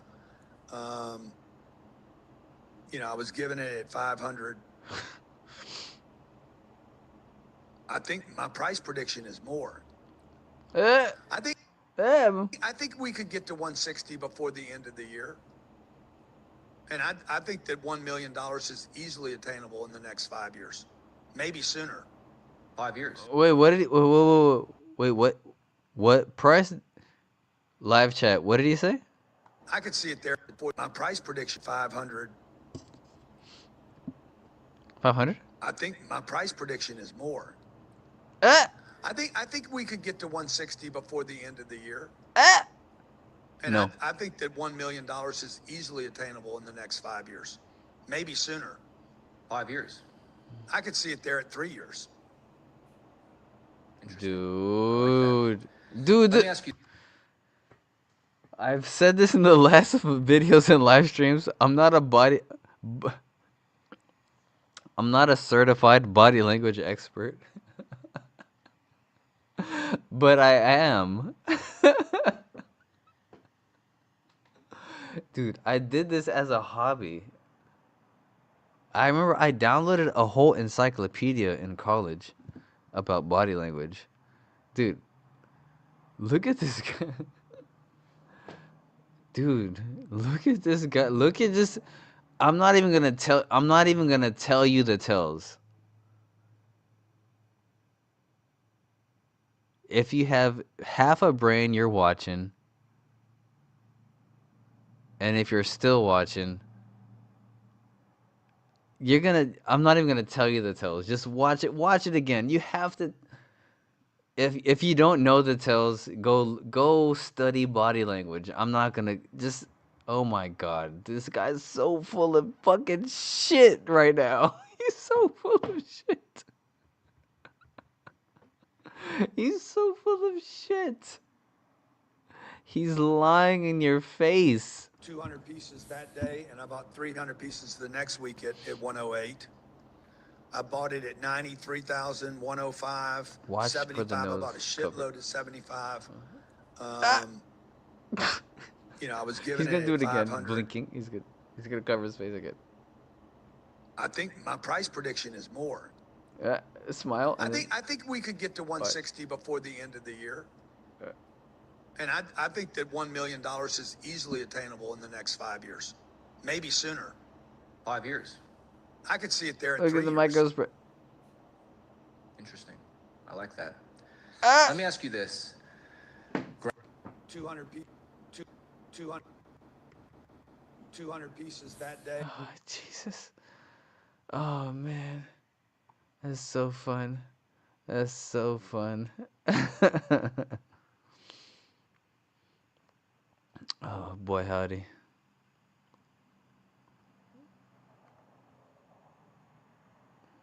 Voided. Oh, no. Caleb playing. Oh, no. Oh, boy. What's going on here?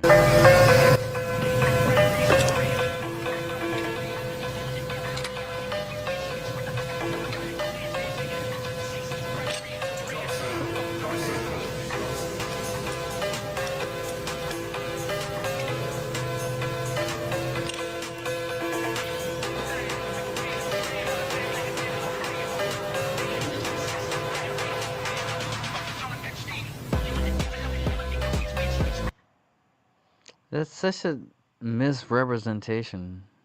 What the fuck?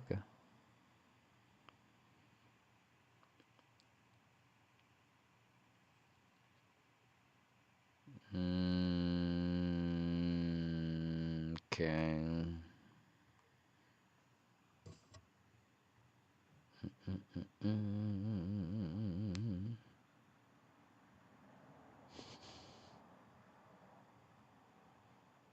Ooh, listen live. Ooh la la.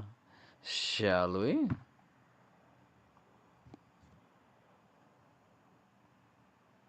Improved so much. I mean, it's improved so much in the last 10 years that it's unbelievable. It really is. Right. So the promise of upside is inherent. Okay, so that's a positive. But until that happens, the volatility is certainly there. Okay, I'll give you an example. So I know that someone in this room has about $25,000 in their net worth in their crypto wallet. Okay, in their P&L. So with that, you could buy. Not yet, but I'm getting there. Well, I know that somebody here does, and there are people in this room with more than that, okay, and less than that. But the point is, I'm going to use that number. Okay, so a week ago, 7 to 10 days ago, Solana bottomed out at about 115, 16. Okay, you could have purchased up to 200 coins.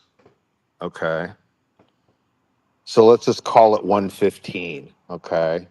Couple of hundred coins. That would actually be 30,000. 115, no, that would be, you could buy 200 coins now. So let's just say you had 200 coins at 120, okay? Yesterday, it was as high as 128. So $8 times 200 is, do the math. What is that? Is that $1,600?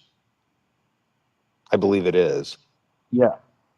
It is. Okay, so that's $1,600. So within about a week to 7 days, you could have swung trade Solana for anywhere from $1,200 to $1,600 in profit if you sold that top. We're back now down to 120. So you could have now bought back 200 with 1,600 in the bag, okay, and put the 1,600 aside for future meme coin trading. So that's all I'm trying to say here is like we have to simplify what we're doing so that we're not introducing all this chaos to ourselves while prices are so low. The other thing I'll say, and then I'll shut up, is anyone that wants to be in the Solana ecosystem next year, which I know we all do, I do, I'm sure many of you do, we should be stacking as much Solana right now as possible and not giving a fuck about trading meme coins, but stacking the. Honestly, with the way the trenches have been this past 7 months, that should have been the status quo. Though not many people have, like you said, been stacking it. Right. though. It should have been the second we all saw that 90. We should have just green light until 150s. Keep stacking. Sure. But not everybody has the capital to continuously do that. No, which but is a point proven. yeah, it's all relative, right? But Correct. but eventually you'll be able to add that zero to your P&L. Like if you got 1,000 today, someday you'll add the zero, you'll have 10. And we're all working towards that over time. I mean, I actually used Grok a month or two ago to start with 10,000 to build that to. Well, I tried to chime in, but they're not accepting my request as a speaker at the moment. The host must be busy. Usually it's pretty quick. What's good, BR fam? Beedly binky dink dink. But alright, we've been going on for a minute. Shall I call it? Alright, how shall we end it? Should it? Ooh! We gotta end it with some more Don Rickles. We got 2 people in here. Nice. Alright, cool. Let's end it with some Don Rickles. Cheers. Welcome to Larry King Live. Our first guest tonight is an old friend. We know each other 25 years from back in the days in Miami Beach when Don Rickles was struggling in a nightclub called Murray Franklin's. Left to go to a place called Los Angeles and became a major star overnight and has been ever since, one of the top nightclub acts in the world and also one of the highest paid. He's with us at our studios in Los Angeles. Don Rickles, Don, you look so serious. What is this? Oh, because I can't believe I'm Dude, this is 3 years before I was born. on such a stiff show. Listen, Larry, you said I was successful. I tell you the truth, Larry. You weren't exactly skyrocketing to fame at that time. You were on a barge about 30 miles out in the middle of the water saying, come on the show and we'll talk. But it's good to see you again. Good seeing you, Don. Do you like the California life? Of course, my hunting dogs, we have a big estate. The wife keeps running on the grounds saying, we're rich, we're rich. It's a wonderful life. It was better than Miami in 2 rooms with my mother, rest her soul, lifting up the curtain and saying, do you have a girl in there? No, it's a great life. You ought to come out here, Larry, as soon as you can chip in and get a jacket. You know, I don't know where I'm looking. I'm talking to a blank screen. You're over there. I don't know where I'm talking to. I feel like I'm Ray Charles without my organ. What do you think of our studios in Los Angeles? I think they're cheap and they should be painted. Bad area, really. Well, I walked into the office. There's one big drape and 100 people sitting at a desk going, they're all dazed. These people are dazed. Larry, do yourself a favor. Walk away from this. You don't need it. Nobody gets CNN in California. A little German guy in the cellar is still trying to read Hitler. He's going, I think I got Larry King. It's a little cellar. Am I right? Are you getting gray? Yes, Larry, I'm getting older. Doing shows like this. What? By the way, folks, if you're watching and would like to talk to Don Rickles, if you want to put yourself to that, it's area code 202-342-6900. That's 202-342-6900. Cheer up, Larry. Don't be depressed. I can't stand it when you're depressed. Don, for the benefit of the audience, Don and I have been together often on microphones, and it is very difficult because he does make me laugh with hello. What about... Thanks for apologizing to the crowd for my humor, Larry. All right. Certainly, always a big booster. Always been a big booster, Larry. I hope you go out in the street tonight in Washington and fall on your dicky bird. You know that. Don, with the closing of with Miami Beach isn't a nightclub center anymore, New York, the places to work are limited. Has that had an effect on you? Well, no, Larry, I've been very fortunate because the gambling towns have been terrific to me. Atlantic City, the Hara organization in Northern Nevada, the Sahara in Las Vegas. All the gambling cities have been a marvelous way for me to go. And I like to think I'm in the way of the saloon guy, the Joey Lewis days when the entertainer had a lasting power. And I've had a great ability to have a staying power in these wonderful cities. And I'm very happy with the tour of working the gambling towns. They've been good to me. You're also a terrific actor, a terrific serious actor. You did a Hennessy once that I think was one of the great half hours of television ever done. Why haven't you done more with that? It was too powerful for the network, too powerful. The talent was so exciting, people grabbed their chest, they couldn't believe it. I've done some movies. I worked with Clint Eastwood for a picture, if you remember, many years ago, called Kelly's Heroes, and since then he's talking louder. I did the picture in Yugoslavia. Have you ever been there? It's early 1904. And I was there with Clint Eastwood, and he talks, as you know, with that low voice, and the whole picture, everybody thought I was a mute, because I kept going, because he keeps saying, where's the guns? You see the guns, where the guns? So I had a lot of fun, and then I worked with Tony Curtis, Jamie Lee's dad, she's on the show tonight. I happened to see her in the lobby with a Halloween mask. But I happen to enjoy film and television, and they make jokes that I had many opportunities on television, which I did, but unfortunately the ratings were not that great because I only had a limited audience called America. But what I don't understand, do you think, Don, is the fact that anybody who has seen you work in a nightclub knows, I mean, you are one of the great nightclub comedians of all time. Do you think television limits you, the fact that it's this little box? I don't know. You know, when you're an in-person performer, you have to capture what I do. That goes pretty much with most people, but when you're unique, as I like to think I am, and I know I am, the secret has never been able to... Dude, Don Rickles is the Albert Einstein of comedy. The execution. Just... the quick... till the death. He was 90 bazillion years old. His mind was still... This guy was a fucking machine. This was in 1980. Look how old he is in 1985. He was doing the same shit in 2007. Like, this guy was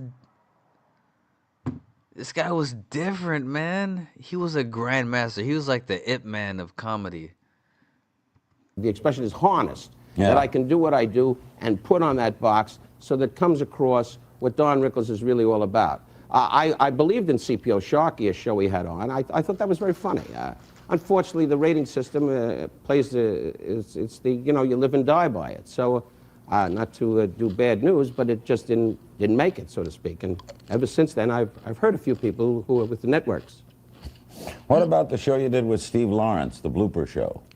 Well, that was a lot of fun. I felt like Walter Cronkite with a bad headache. Originally, we were going to do jokes, but ABC decided to get serious and go in the dumper. So all we did, we were a master of telling the story about tapes, which isn't exactly what I like to do. And the idea originally was we were going to have fun with it, but the powers that be at ABC, and ABC is a wonderful network, as you know, they had a storm yesterday and the show went off. But no problem. I'll probably never be on that network. What do you think of television network executives in general? I mean, what are they like? Because you've had a lot of experiences with them. Well, I can only say a dear friend of mine, Bob Wood, who was a former executive of CBS, was a marvelous gentleman. There's Brandon Tucker. There's many guys up there that really know what it's all about. A lot of them run scared because, hey, they got people to answer to. So these guys are under the gun, in all sincerity. They really are, and every day is another challenge for them, and they take guesses just like all of us. And if it comes out right, they're heroes, and if it goes wrong, they're in a deli in Israel someplace. Now, your good friend Bob Newhart, on the other hand, has been very... Newhart, your good friend. I don't recall the name. He has been very successful. Is that yes? Part, well, Bob is a reactor, and Bob is middle-class America. I mean, if you ever spent an evening with Bob, you can watch a fly die on his lip. Bob is... Bob on New Year's Eve, his idea of having a good time is watching his horn bend. America loves Bob.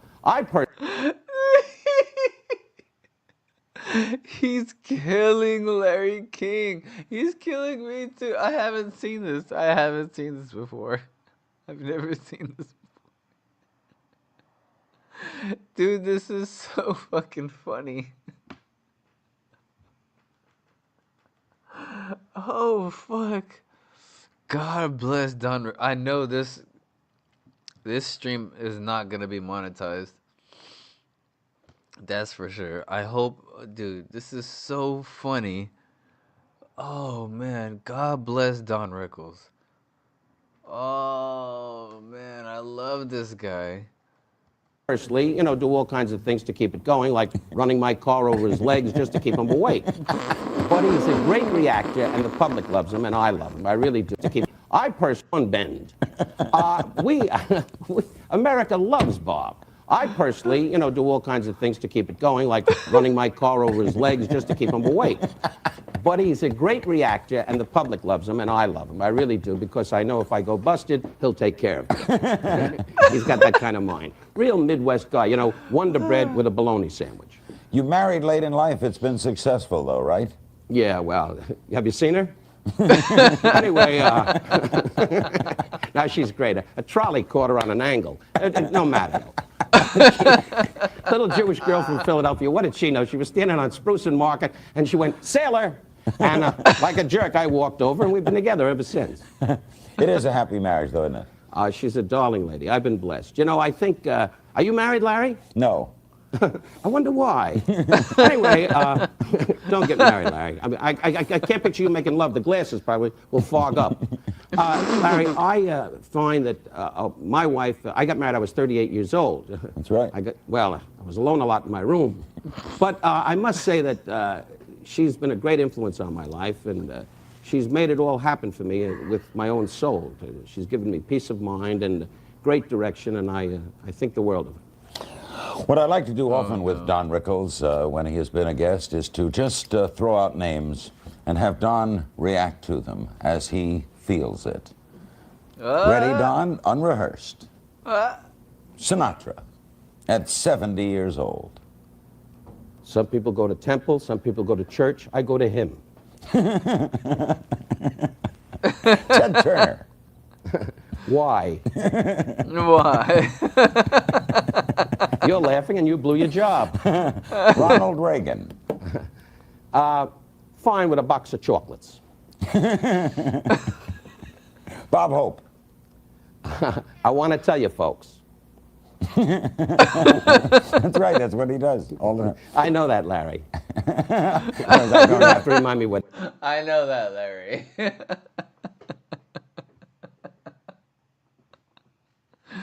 Oh man, oh man. If you're still watching, you're welcome, dude. This is only 8 minutes in. 9 minutes, okay, dude. This is so funny. Oh my God in heaven.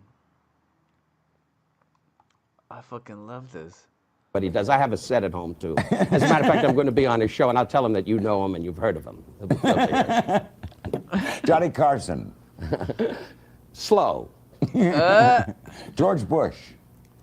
George Bush. Get him a tractor and a good farm. Gorbachev. Larry, why don't I go to Washington and you sit here? I have a tough time. Yeah, as you know, Don, you've always... Well, of course. Now you're doing Jolson. You... No, you have... Don Rickles has just always made me laugh from the day... well, we had Pumpernic's restaurant. He used to dress as a busboy and come in. Thanks, Larry. And insult people. But one other thing, and then we'll break and take calls, and I'll get out of this and let the public get this from you. Sure, they'll all have rifles that try to shoot through the phone. Why? How did the insult thing start? Well, to condense it, to be very honest, the insult thing started out of lack of having an act. Many years ago, I stood on the stage and told bad jokes and did Sophie Tucker as an impersonation. And nobody looked up. And suddenly I leaned down and said, "Sir, I'm getting fed up with you. Either you watch or I'm going to suck your neck," or words to that effect. And suddenly people started to laugh. And believe it or not, I had great success in your city, Washington, on 14th Street, in a place called the Wayne Room. And it was featured about 12 exotic dancers in those days. They were called striptease artists, and about 8 comedians. And we all stood on the stage and took turns, and I used to do jokes about all the politicians and everybody, not jokes, but make fun of everybody. And it seemed to catch on. And it went from there. Now I'm a very big star, and I came on this show as a mercy favor.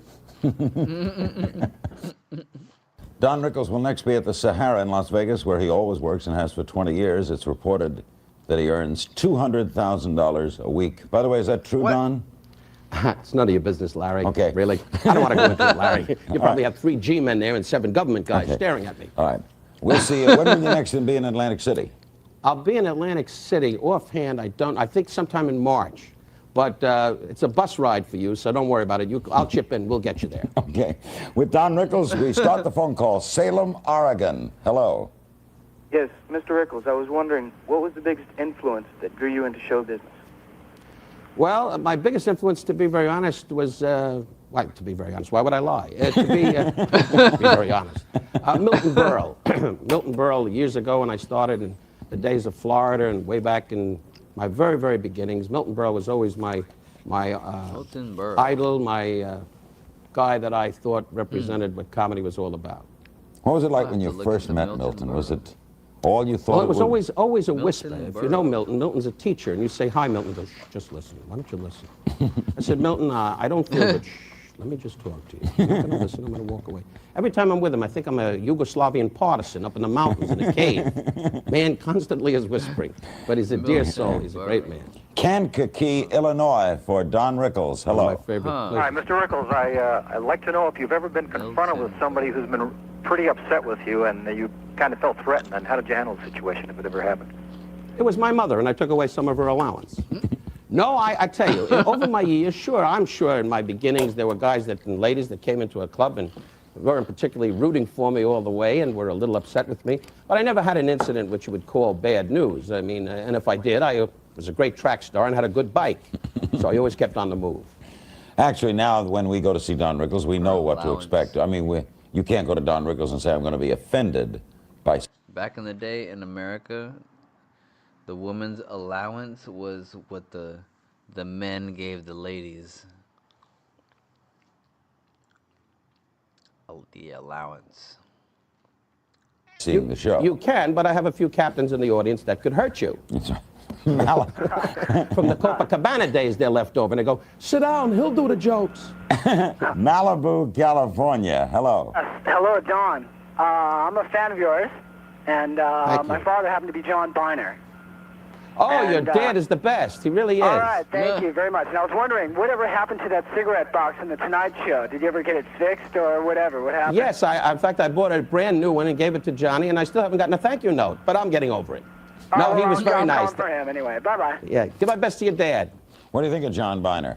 I think he's marvelous. I watch Bizarre, and I just fall down. John was on the show with me many years ago when I had the Don Rickles show, and just by walking out, like you say, Larry, certain guys, you know, there's a style about them. Don Adams also is another kind of one of those guys. They say hi, and they make you laugh, and Biner is one of those kind of guys. Isn't there a classic outtake, you and Adams, unable to finish a scene?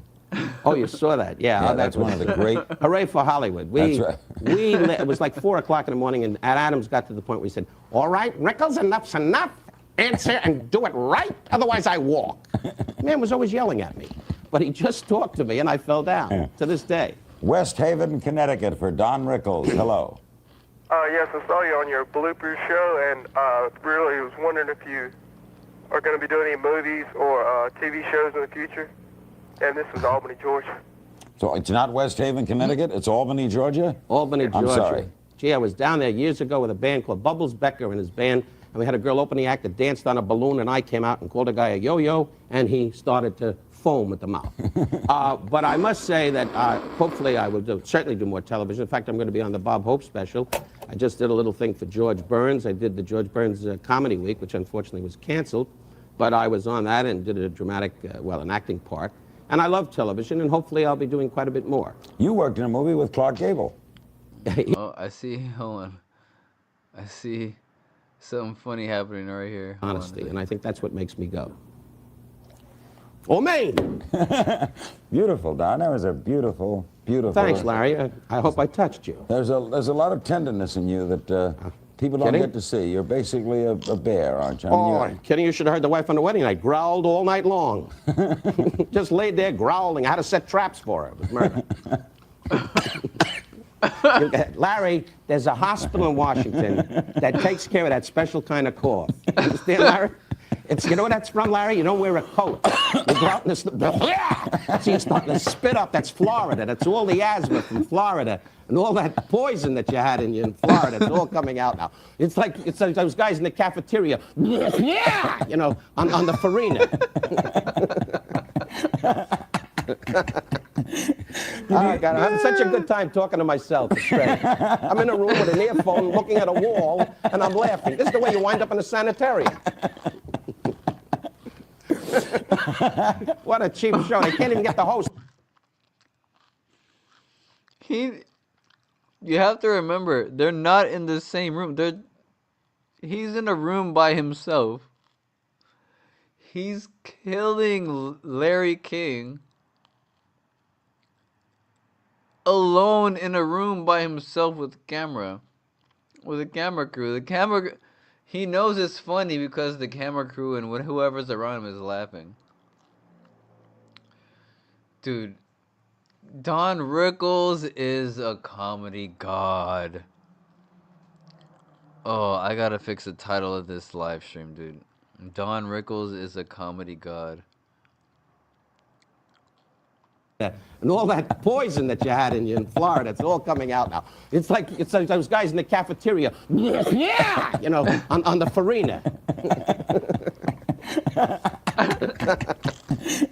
Oh, God, I'm having such a good time talking to myself. It's great. I'm in a room with an earphone looking at a wall, and I'm laughing. This is the way you wind up in a sanitarium. What a cheap show. They can't even get the host to show up. He's an old-ass man knowing the whole situation. Dude, Larry King is fucking dying. Look at him. He's dying. He's fucking dying.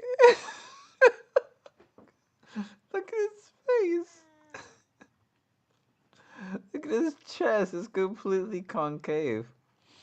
He's dead. Humor has destroyed him. Humor is the ultimate weapon, dude. Aside from nuclear bombs, it's humor.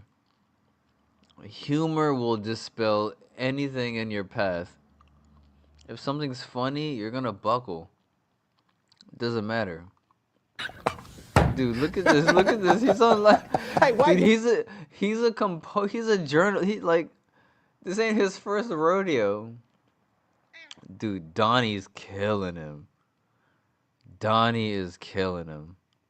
I'm laughing. This is the way you wind up in a sanitarium. What a cheap show. They can't even get the host to show up.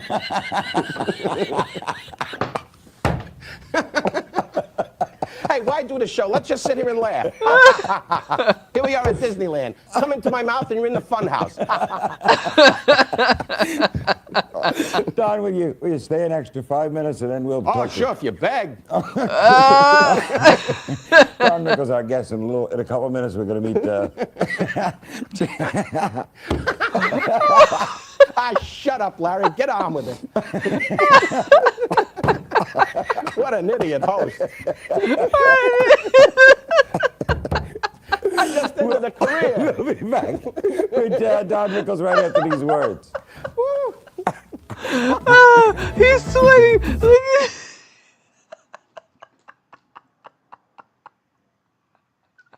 Look at how hard he's sweating. Look at how hard. Look at.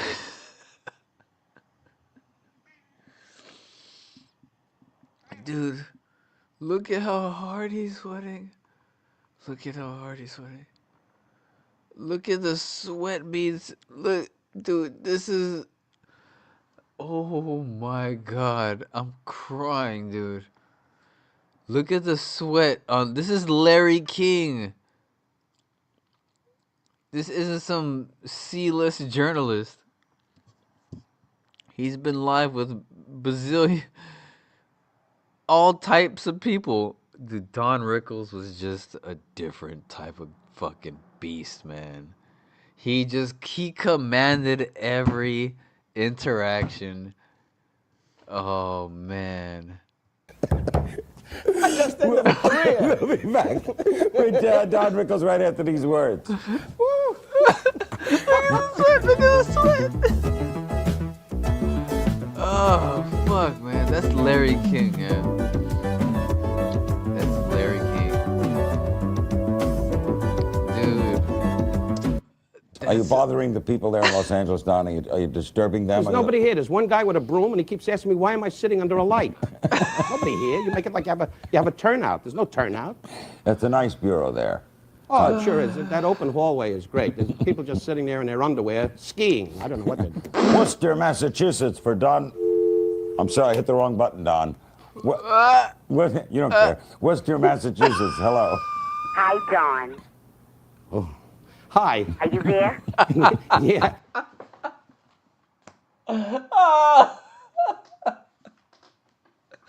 Oh my god. Oh my god. Look at Don. Dude, did you miss that from Don? Look at Don's expression. The way... Oh my god. You're a light. Nobody here. You make it like you have a turnout. There's no turnout. That's a nice bureau there. Look at Don. Look at Don's expression when the lady first responds. Just look at it. Oh, it sure is. That open hallway is great. There's people just sitting there in their underwear, skiing. I don't know what they're doing. Worcester, Massachusetts, for Don. I'm sorry, I hit the wrong button, Don. You don't care. Worcester, Massachusetts. Hello. Hi, Don. Oh. Hi. Are you there? Yeah. Are you talking through a kazoo? Excuse me? Nothing. I was just hear you. kidding. I was just kidding you, sweetheart. Just go right Hurry on. up, 'cause I want to know one thing. Are you this funny? If you would Are you talking through a kazoo? come to my home as you are on TV and making people so happy, I just love you. You are Thank my you, Tom. most favorite idol in the whole world. Thank you, darling. And you can be sure I won't be at your home. You won't be, or you will be. No, I'll be tied up. I won't be able to stop. But if I drive by, maybe you can wave out the window or something.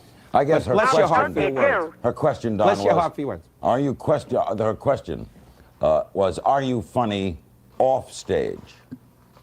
Oh, Are this you woman has this woman has an interpreter. Oh, am I funny off stage? Well, hey, if you have a death in the family, you're not laughing. I know. I mean, no, I am pretty much with my friends. It's according to what the situation is. If at home, sometimes I'm funny, but around the wife, I'm very humble because otherwise the shopping bill runs up. But I must say, in all fairness, I'm pretty much on an even keel when I'm around my family and friends. It's not joke all the time, otherwise you'd be a little bit bananas. So I'm pretty much, when I'm away from the business and I'm not working, I pretty much relax, and there's not too much humor coming out of me all the time. Don, we have just a few minutes. Anything first of all you'd like to say about Jamie Lee Curtis? She will follow you into that chair. She's a lovely actress, and I'm happy for her success. She's been doing some great films of late. And her father I knew very, very well. As I said to her off camera, we did a picture called Rat Race together. And if she has the talent her dad does, and she certainly is showing that, she has a great career ahead of her, and I'm happy for her. Nothing else to say, huh? You just... Really... Well, I just wanted to say to you, Larry, as a favor, please don't call me anymore. I think this was an absolute waste. This will not change my life one bit. I personally feel your show is not going to make it much longer, really. You're an annoying guy sitting there in your little funny little sweater every night, leaning over, pressing. You're like a beaver. You're trying to snarl and get information. Larry, go back to Miami and do what you do best. Suck up a swamp. Don't bother people, Larry. Don't bother people. Anything you'd like to say about, we have a minute, about what show business? I love how he judo flipped that Jamie Lee Curtis dig. Nice. Don Rickles ain't no fucking Ricky. Look at that little, look at that.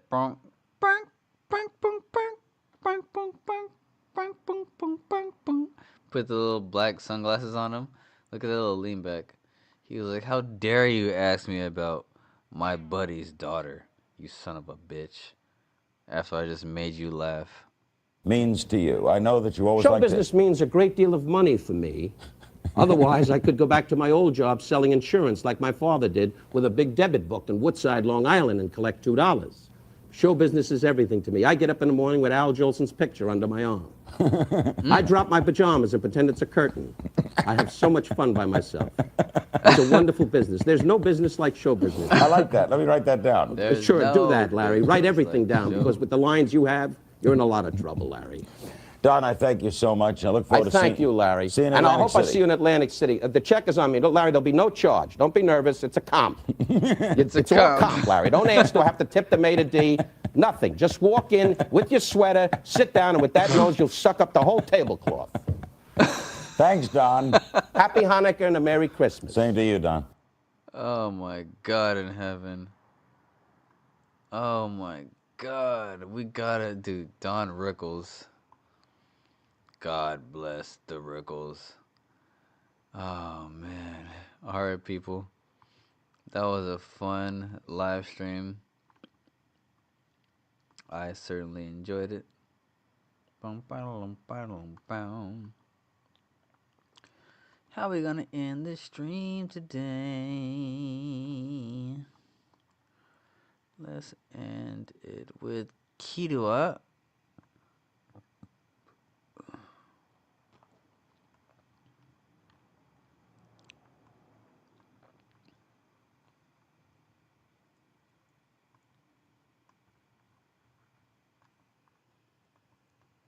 What the? Oh, what's going on?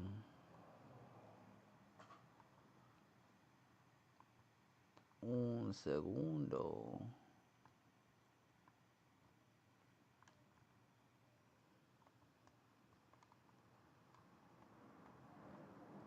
Why is it not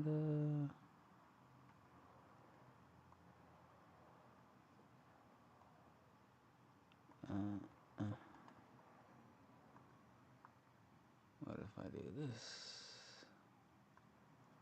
What the?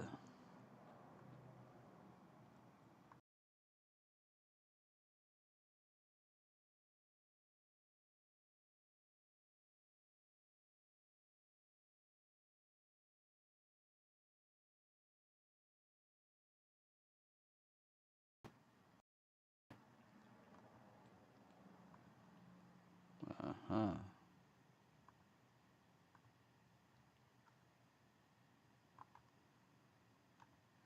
But I am.